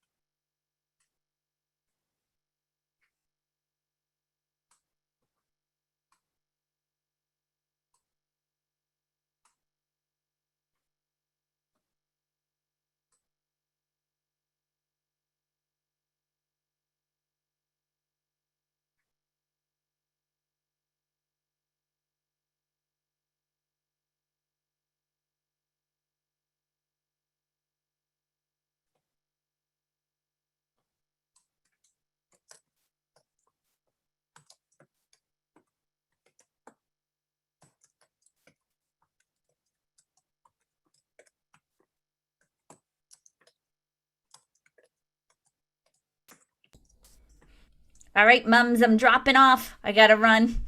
All right, I appreciate your help. No problem. I just gave you my 2 nerd tips and tricks to make opportunities with tags. That's my one task I have everybody at the very end. Awesome. Oh, an ad seller. Love that. Right? Can you just tell me really quick before you go, is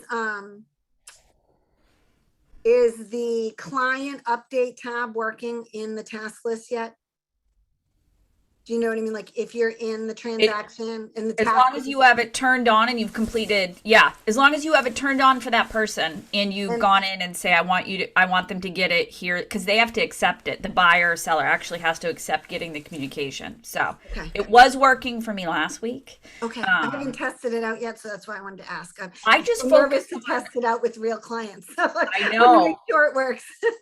So for that, you know what I just really focus on is making sure I have the same tasks and opportunities and then signing my deadlines. That's the biggest thing. And then from there, we'll get to the next step. Yeah, putting them on smart plans, like the last thing, home anniversary smart plan. That should be your absolute last task. Yeah. Stuff like that. So have a great rest of your day. I'll talk to you later. Bye. Bye.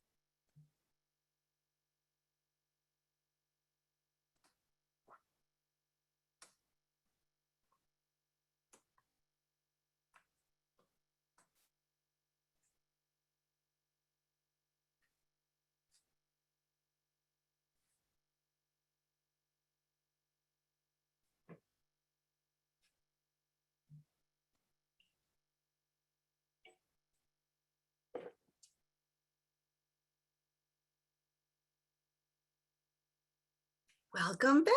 It's my favorite time when everybody comes back. I sit and stare at myself while you're all gone. So, all right. I can't wait to hear how it went. We have the best group. The Ignite in general or your breakout group? Oh, Ignite in general, but our breakout group was awesome. Awesome. Well, it means you must have had some good discussions. We did. Awesome. So tell me about it. What is, let's talk about where's the deal at risk of falling apart? Everywhere, At every stage. every stage. Walking through the door, saying the name. That's right.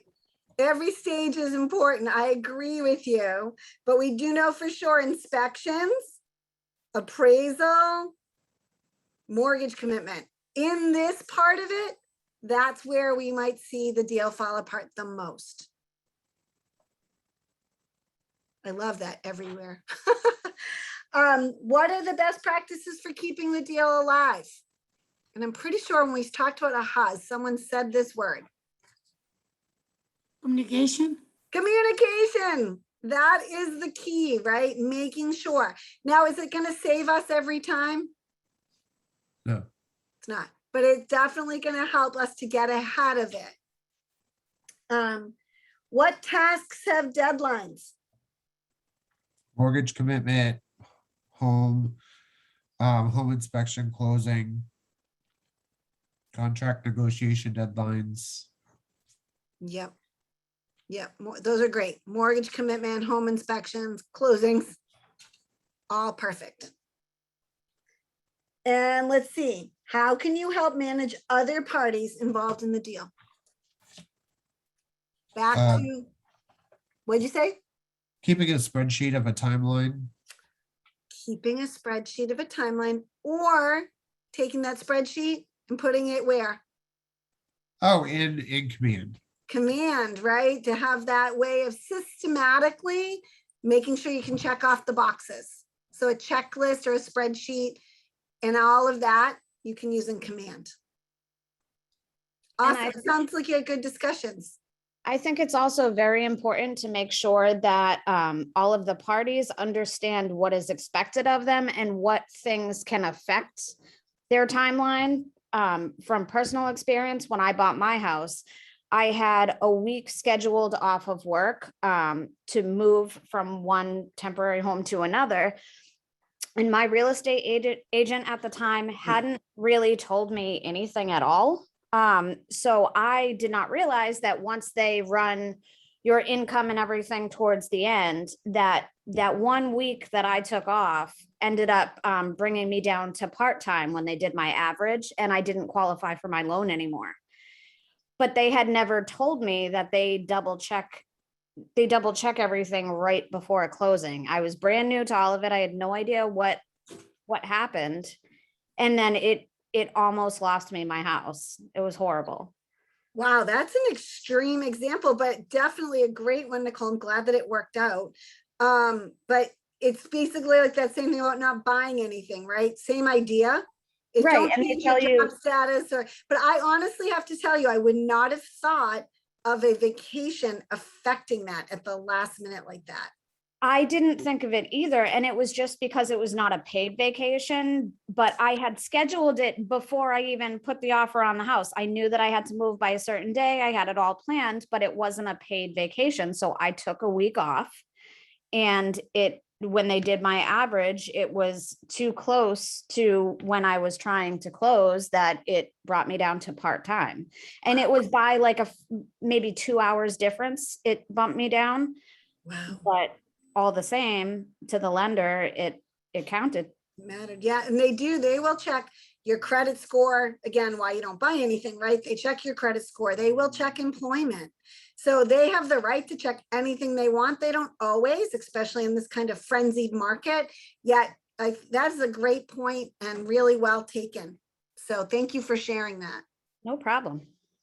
So you can see there's a lot of balls in the air for all of us, isn't there, throughout the transaction? But this delicate part really is, this is why you get paid, right? This is why they hire professionals.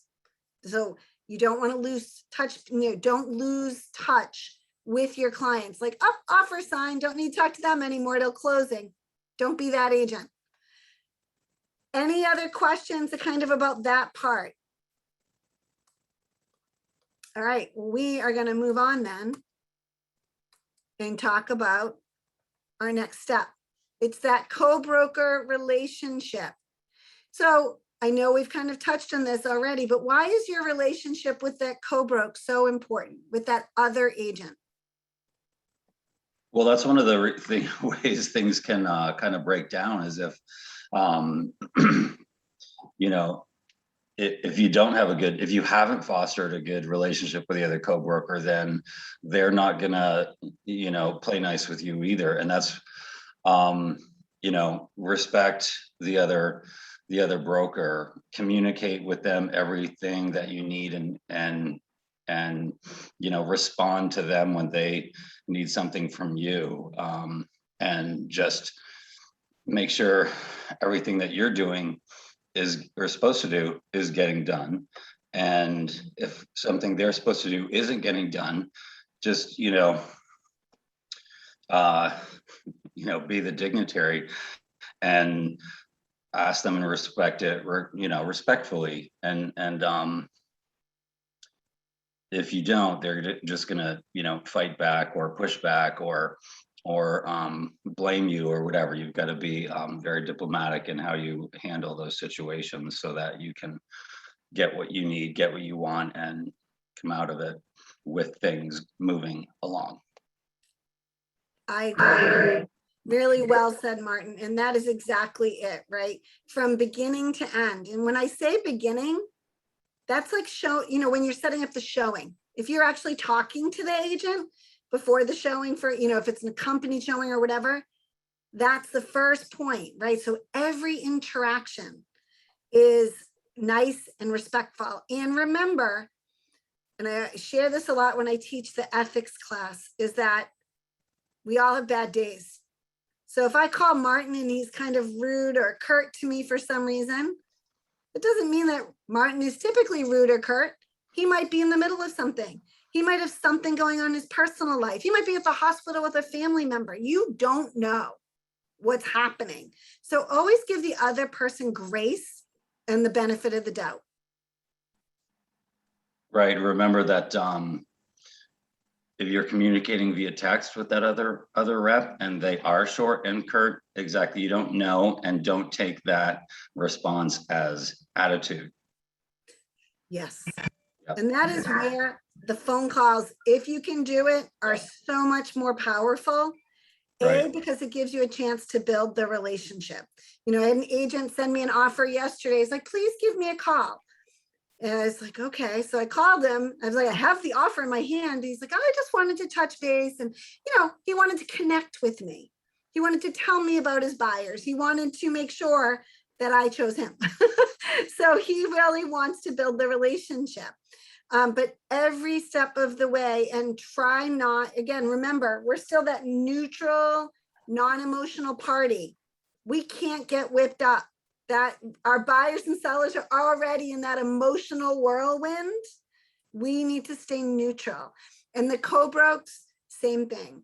So, you know, knowing that if they don't answer right away, that maybe they're busy, you know, maybe if everyone has a different reason. So all I can say is all the way along, making sure that that goes smoothly and you're keeping in communication. Any other thoughts or questions about that co-broke relationship? We're in a small community. You will see each other again.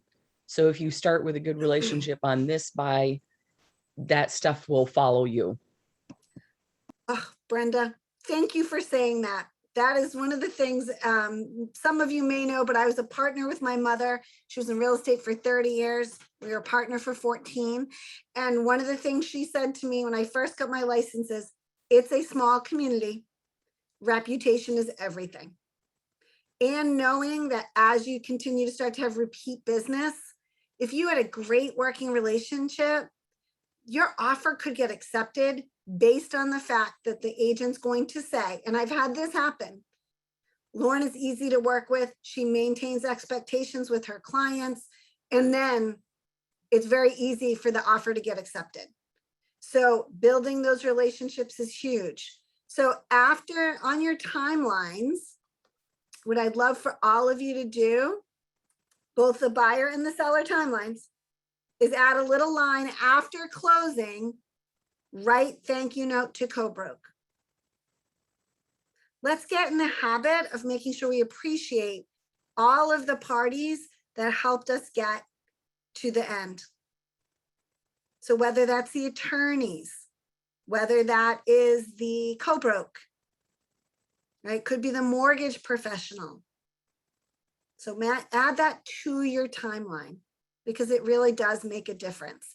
And it will make an impression that will last for every transaction moving forward.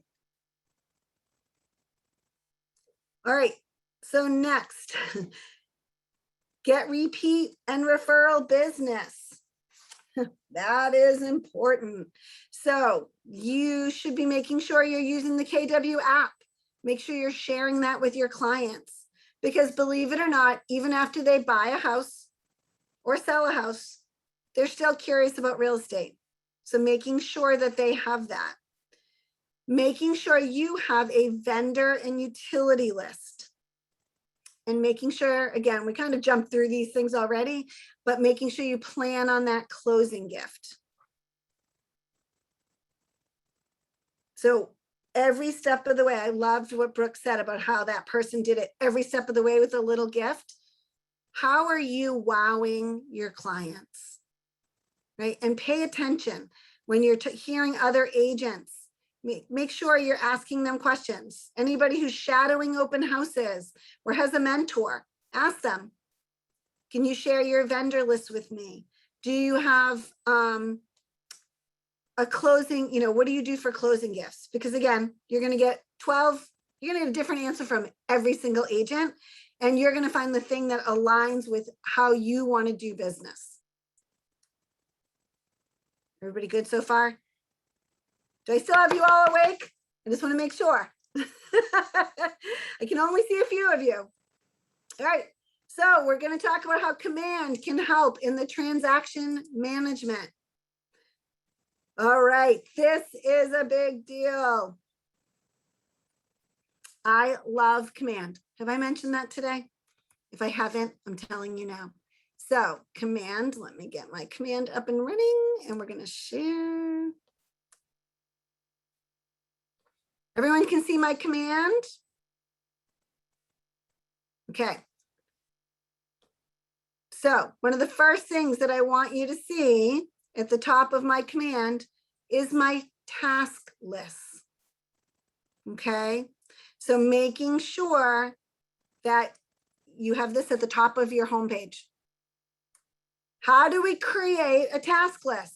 Have you guys gone over this yet? In opportunities? Well, you're going to go over it now. Yay. All right. So opportunities. Now, I know the last time I taught this class, I told you to put yourself in as a contact. Did everybody do that? Okay. I'm going to ask you before we get started, can all of you multitask with me on this? Could you open a tab on your computer and listen to my voice, or do you want to just watch? If you are a multitasker and you can listen and open command in another tab, you should do that. If that's not your thing, just feel free to watch. Everybody good with that? All right. Definitely unmute if it's not noisy in your background, because I want you to ask questions along the way. So first thing we're going to do, we're going to contact. And you're going to find yourself in contacts. So type in your name. You'll see Lorna Helms has lots of different times. I do this a lot. So Lorna Helms, I'm going to put her there. And I'm going to go to that contact. You with me? Yes. All right. Now you'll notice on the right-hand side under opportunities, I'm going to create an opportunity. So Lorna Helms is a buyer. We're just going to say she's a buyer. So mark her as a buyer.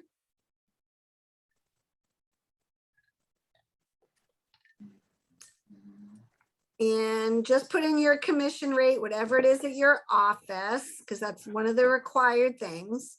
Just want you to create an opportunity. Who's with me so far? Still here. Okay. All right, so I'm going to hit create. I'm going to have this opportunity in my connected to my person. So once I've done that, I'm going to open that opportunity up. I'm going to click on that and open it up. So your screen should look like my screen. It says Lorna Helms buyer cultivate.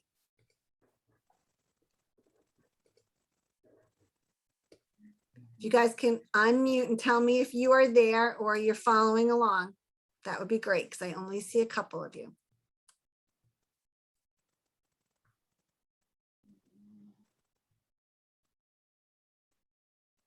Looks good to me. All right, you're there. All right, thank you. I got one person here. So in the top right-hand corner, it says, mine happens to say 0 of 4. Yours might say 0 of 0. It's like a little checklist. Top right corner of that contact. You're going to click on that. And it's going to pop up. Now, I happen to have a checklist in my opportunity. Everybody there? Yes. All right. So you can edit stages this way by adding an item. So I'm going to move to, in my buyer, I'm going to go at the top to where it says negotiations. So on the top, you'll see negotiations. We're just because that's where we are right now. And now I have a template already here. And so we're kind of going back to the beginning, right? When we talked about what happens once you haven't get an offer agreed upon. As a buyer, I'm going to make sure the offer gets signed by the seller. Can you all see my screen? Yes. Right. I'm going to send it to the buyers and the buyer's attorney. Now over here on the side, I could put dates if I chose to do so. So in my agreed upon contract, we have to have a home inspection done by tomorrow. That's not real, right? But I'm just giving you an example. I'm just showing you the dates. And if I haven't talked to the attorney, I want to make sure I do that. So you can add dates all the way along here. You could also send the client an update to let them know about that task deadline. Are you still following me? Mhm. All right. So you can see that I've got a whole checklist here, but all I need to do is add an item. So if there's, as you're beginning to start your checklist, you'd hit add item. You know, send buyer, attorney, signed contract. Right? And now that's one of your items on your checklist. And then you just hit save. I'm going to delete that because I will mess up my admin definitely if I start adding stuff in. But thinking about these are your checklists. Everybody with me so far? Yes. Really quiet. Are you all just listening and paying attention? Okay. Yep. So the reason that you want to go in and edit all your details is I wanted to show you. So see my opportunity screen right here?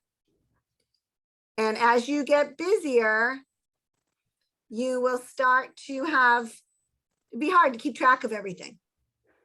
You agree with that situation? There's a lot of moving parts, right? So having this system right now at the beginning done for yourself is super important. So under contract, let's see, I have this one, right? So this listing is under contract. There are 5 out of 8 items I've got done so far. And if I'm curious to what's been done, see there's dates, I have associated dates with everything I needed. So I can keep track.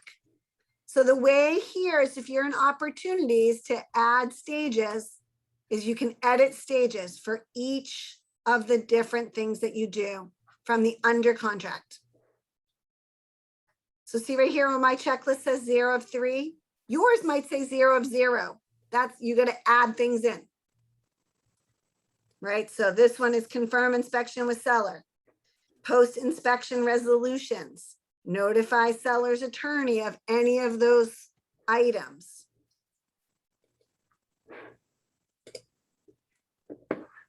Who's trying to create this right now? Or are you all listening? I can't tell. I'm listening. Okay.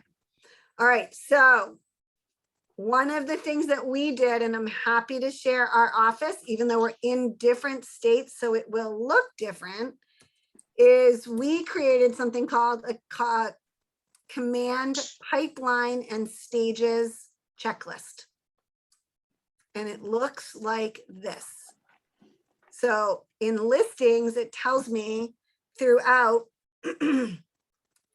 what the different stages are. Cultivate, the 3 things that are happening. Then through appointment, through active, and all the different things that happen in each of those stages. These are your task lists. This is your timeline that we just talked about. These are all the things that are happening under contract. Do they look familiar? Because we already talked about them, right? Appraisal. And actually this one's got even more stuff added. Place a sold sign. If it's a condo, order a 6D, order the smoke detector, like all the things for listings. And then there's a tab for buyers. And the same thing happens. Where is this? Where did you get this? I created it, but I'm happy to share it with you. Can we have it? You can. So I'll put it right here in the chat. Thank you. So just remember that this is done for Massachusetts. But I want to show you all a secret. So everybody look at me for a second. Is everybody looking at me? Mhm. All right. So if I want to edit a stage, I'm going to add to my checklist. So this is the inspection phase, right? On the checklist I just sent you, under inspections, you just click cut, Control C, and then I go back to my thing and I add item and I add it in. So to use this most efficiently, just cut and paste from this checklist I'm giving you to command.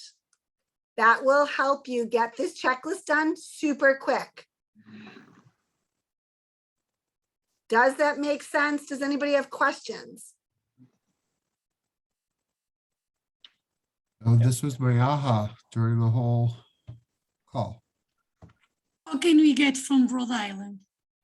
So you can take this checklist and take it to your market center and say, hey, we got this as a sample. It's a Massachusetts one. Will you go over the different steps with me for Rhode Island? Oh, okay, thank you. You're welcome. So because it's basically, again, even though we're all in different states, we have a 2-contract state. So ours is going to look a little different, but your due diligence period will have similar things that have to happen, like a home inspection. And you may have to add in for your inspections, wells or septics, depending on your state. This one is specific for Massachusetts, but we'll give you the framework just like we did with our timelines. Any questions so far? All right, super important to start this now. Get that checklist into command, because that way, when you have your first transaction, you still should ask if you don't know what's next, but now you have a checklist to look at and say, oh, it says inspections next. I need to ask people for an inspection list or whatever. Does that make sense? Yes. All right, awesome. Isn't this awesome? I love this checklist. And what I love about it is it has dates on it. So it tells me, like, what do I need to do next? And because I have an admin, she also always knows what's happening, what to do next. So absolutely make sure that you are using the stages in each of these, each part. So in cultivate, in appointment, in active. And then the cool thing about that is once you put dates on it, every time when you open your home screen and you have that task list at the top, if I had anything to do for my opportunities, which I do, like place a sale pending sign. We just signed the second contract. So now that needs to happen on my listing. Update MLS status. Ask for a testimonial if I haven't gotten one from a past client. So you can see some of these are past due. These should have been done on Friday. This should have been done midweek. So mid-month, I mean. So, and once they're done, then I check them off and it's done. But then never should you be like, I wonder what I have to do next on my transaction. It should all be showing up here. Any questions? You guys are like, nope, it's the last day, Lorna. We want to be done. Huh. So on that, I still have a calendar invite for tomorrow. So there's nothing going on tomorrow. I think that we're at number 9. So I'm pretty sure this is the last one. I did see that I had that on my calendar too, but I don't think there's another one tomorrow. Yeah, it was a good question, Charles, because I was about to ask the same thing. So you guys have a calendar invite till tomorrow? Yeah, Yes. the 28th, yeah. I think it says like market specific, and we also had one for after Spark, which we didn't do. So I'm assuming today is our last day. Yes. Was there one that was missed? There was one after Spark that it was basically called the same thing that tomorrow is called. It just said like market center.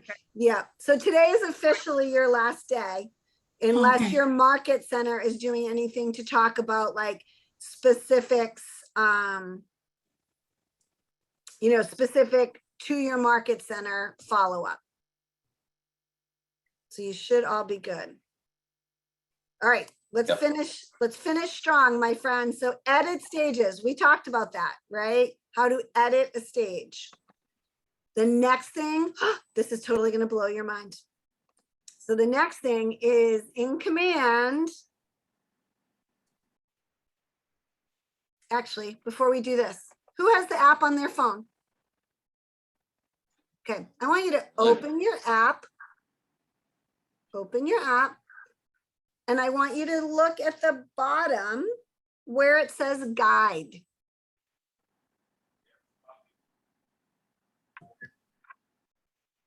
Okay. When you have found that, type in the chat. Got it. Once you found that on your app in the chat, I want to see got it. Thank you, Nellie. All right, Scott's got it. Who's found the guide? Charles, I see the thumbs up. Got it. All right, Brenda. All right, so this guide is for the consumer. I want you all to look at that very first thing where it says start your search for buying. Click on that. And it talks a little bit about searching. Right? Then you could do next step, get pre-approved. What popped up?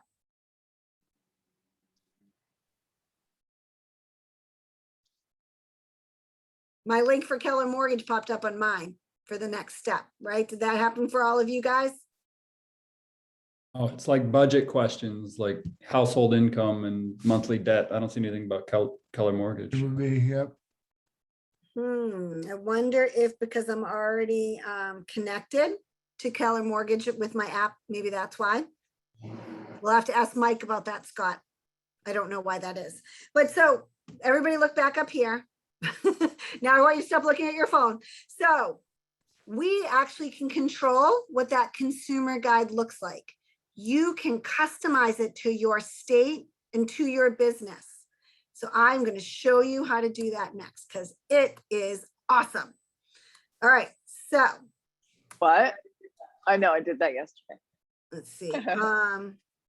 On consumer in command, you would click on that and you click on guide builder.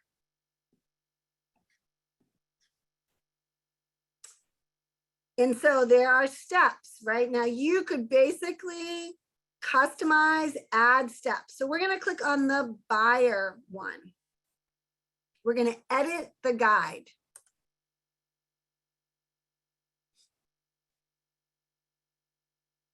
So that very first step where it says start your search, I could edit that picture if I didn't like that picture. I actually have, I took the stock one and I got rid of it, and that was one of my listings. So I could add, why is that? Let's see. I could add a different picture, replace image. Let's see, add image. So I could upload, you guys watching? So I could add a picture. Let's see, I'll add, this is a nice house. I'll add this picture. Yep, too big. Notice you got to have a small one. So I have print pictures for some of these. You need marketing pictures usually. So pictures. Let's see. We'll try this one. And so that image is successfully uploaded. So, so I can add images and change it up. I'm trying to like see a very small screen to do all of this. Sorry, guys. But you get the idea, right? Again, I'm not the tech person. I'm only enough to be dangerous. But you can go in and add what the verbiage says, right? See how it says the first step to buying a home is for us to identify the neighborhoods. I could change that. It could be for us to meet. There's lots of things, but you can go through each step and add in different things, get pre-approved. So you can add changes for every step. This talks about your timeline guide, like what does the introduction say on my timeline? But it has for buyers and for sellers. So this is just the buyer side, right? I could go back and do the seller side as well. See right here, guide builder, it goes to selling.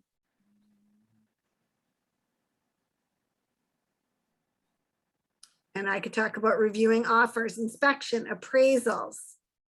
And you could tweak all of the verbiage in each one of these, or the pictures if you don't like the stock picture. But all of that is in command. So again, isn't that awesome? Like you could customize this to you and how your state works and nuances of your state. So do not get caught up in spending the next week trying to figure that out.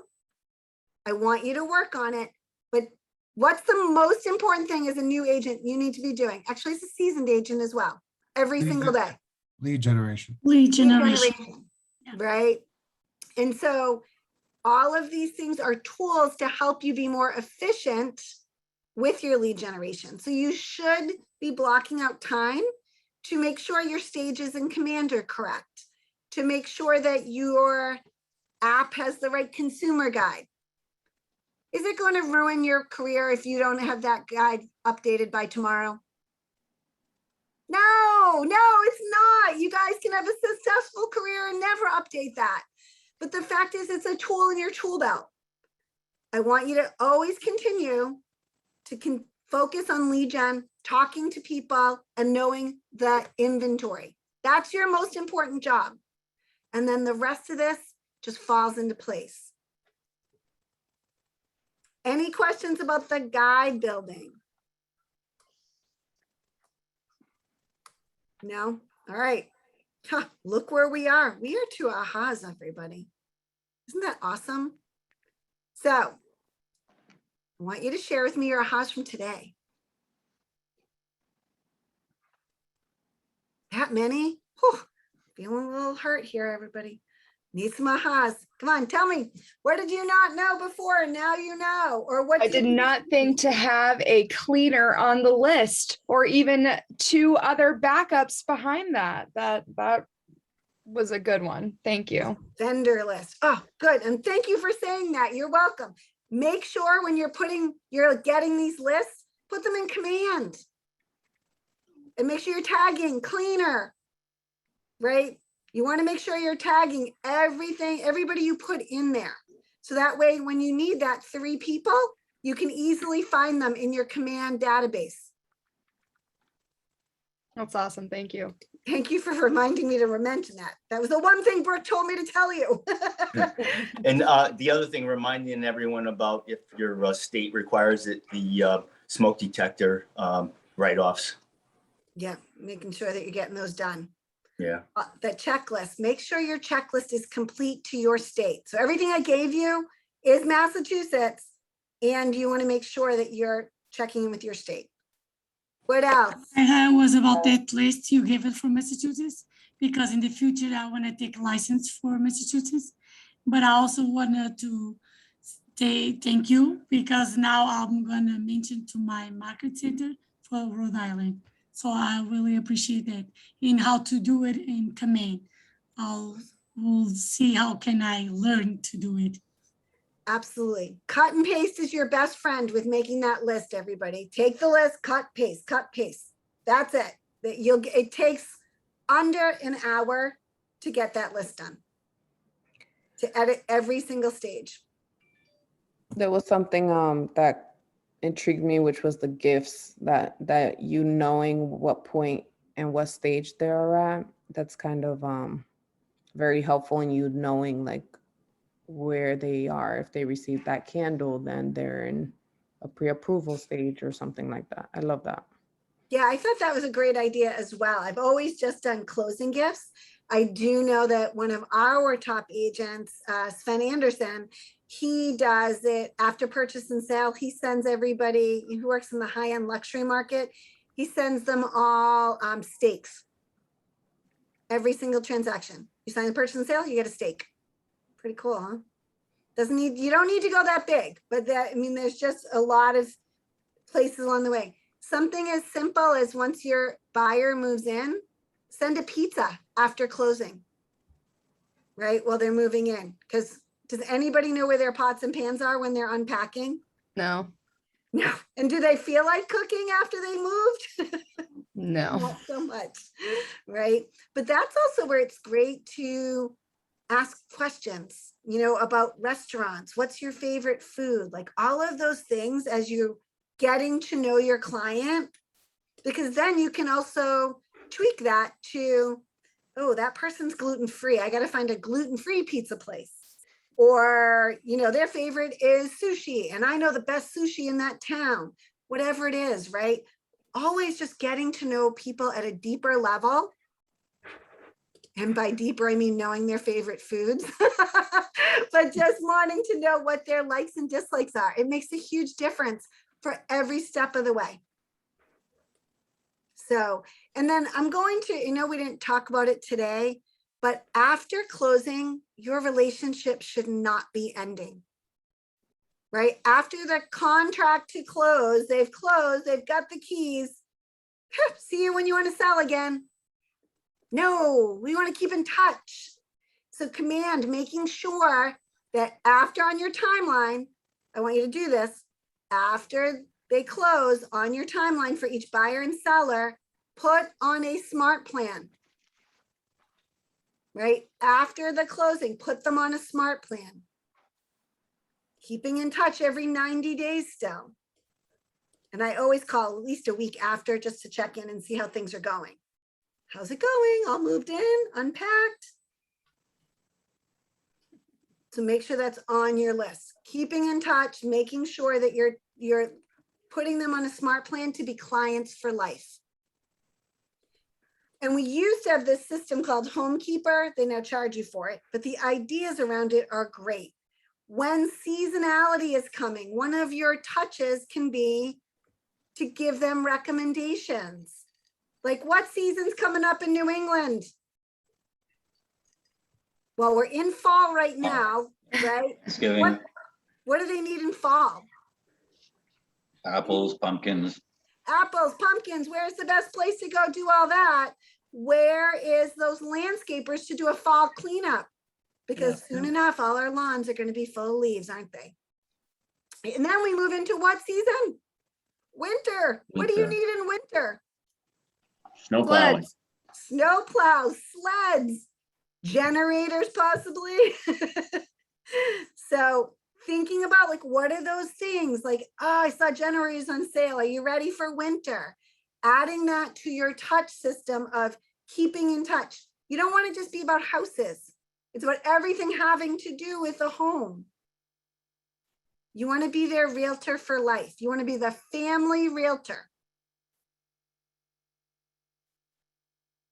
And that is family in every definition of the word. So, as you go off to your career, I'm going to let you out a little bit early today, but I want to ask you this.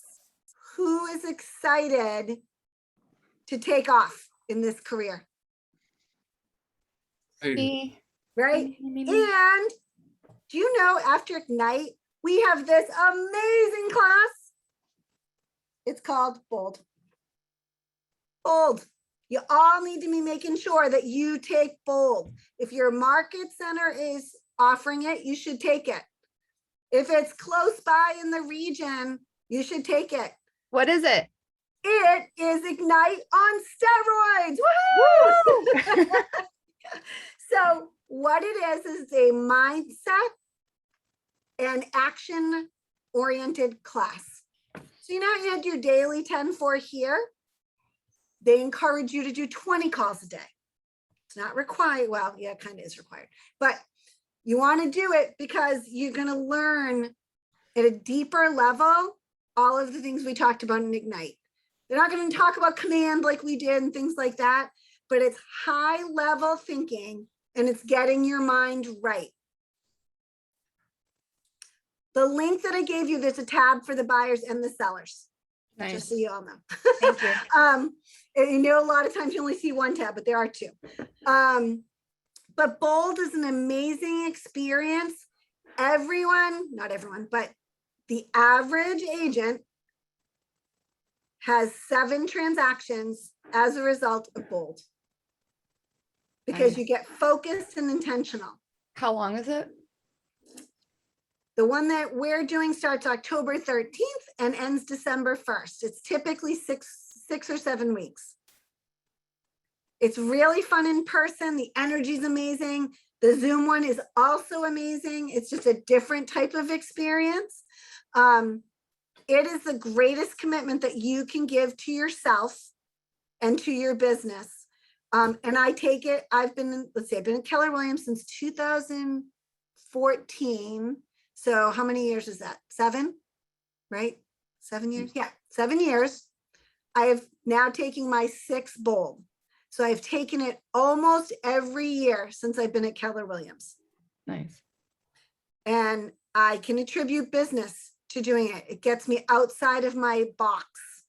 See the little box? Outside that. I have to think bigger. I have to think outside of my comfort zone. Let's see, how do I get more information about Ignite? Is there a website for Ignite? So you all should be on the Facebook page for the New England Ignite. Is everybody on that Facebook page? Yes. Okay, awesome. The other thing you should all find is the YouTube New England region page. So Yeah. YouTube has all of the videos from New England is on that YouTube page.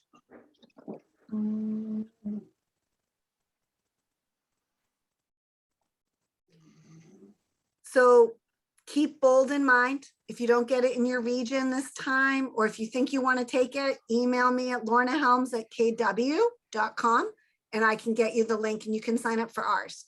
But it is an amazing opportunity. And that is the flow of KW. As you finish Ignite, you go into Bold. So you should be doing that next. And in the meantime, stay focused on your lead gen. I am going to allow you all to buy back 20 minutes of your time today, but I would love if you want, I'm going to stay on. I'm going to shut off the recording and I will answer any questions you may have. Thank you all for joining me today. Thank you all for participating. Thank you, Lorna. Thanks, Lorna. Off the full on. Thank you, Lorna. I just have one more question. How much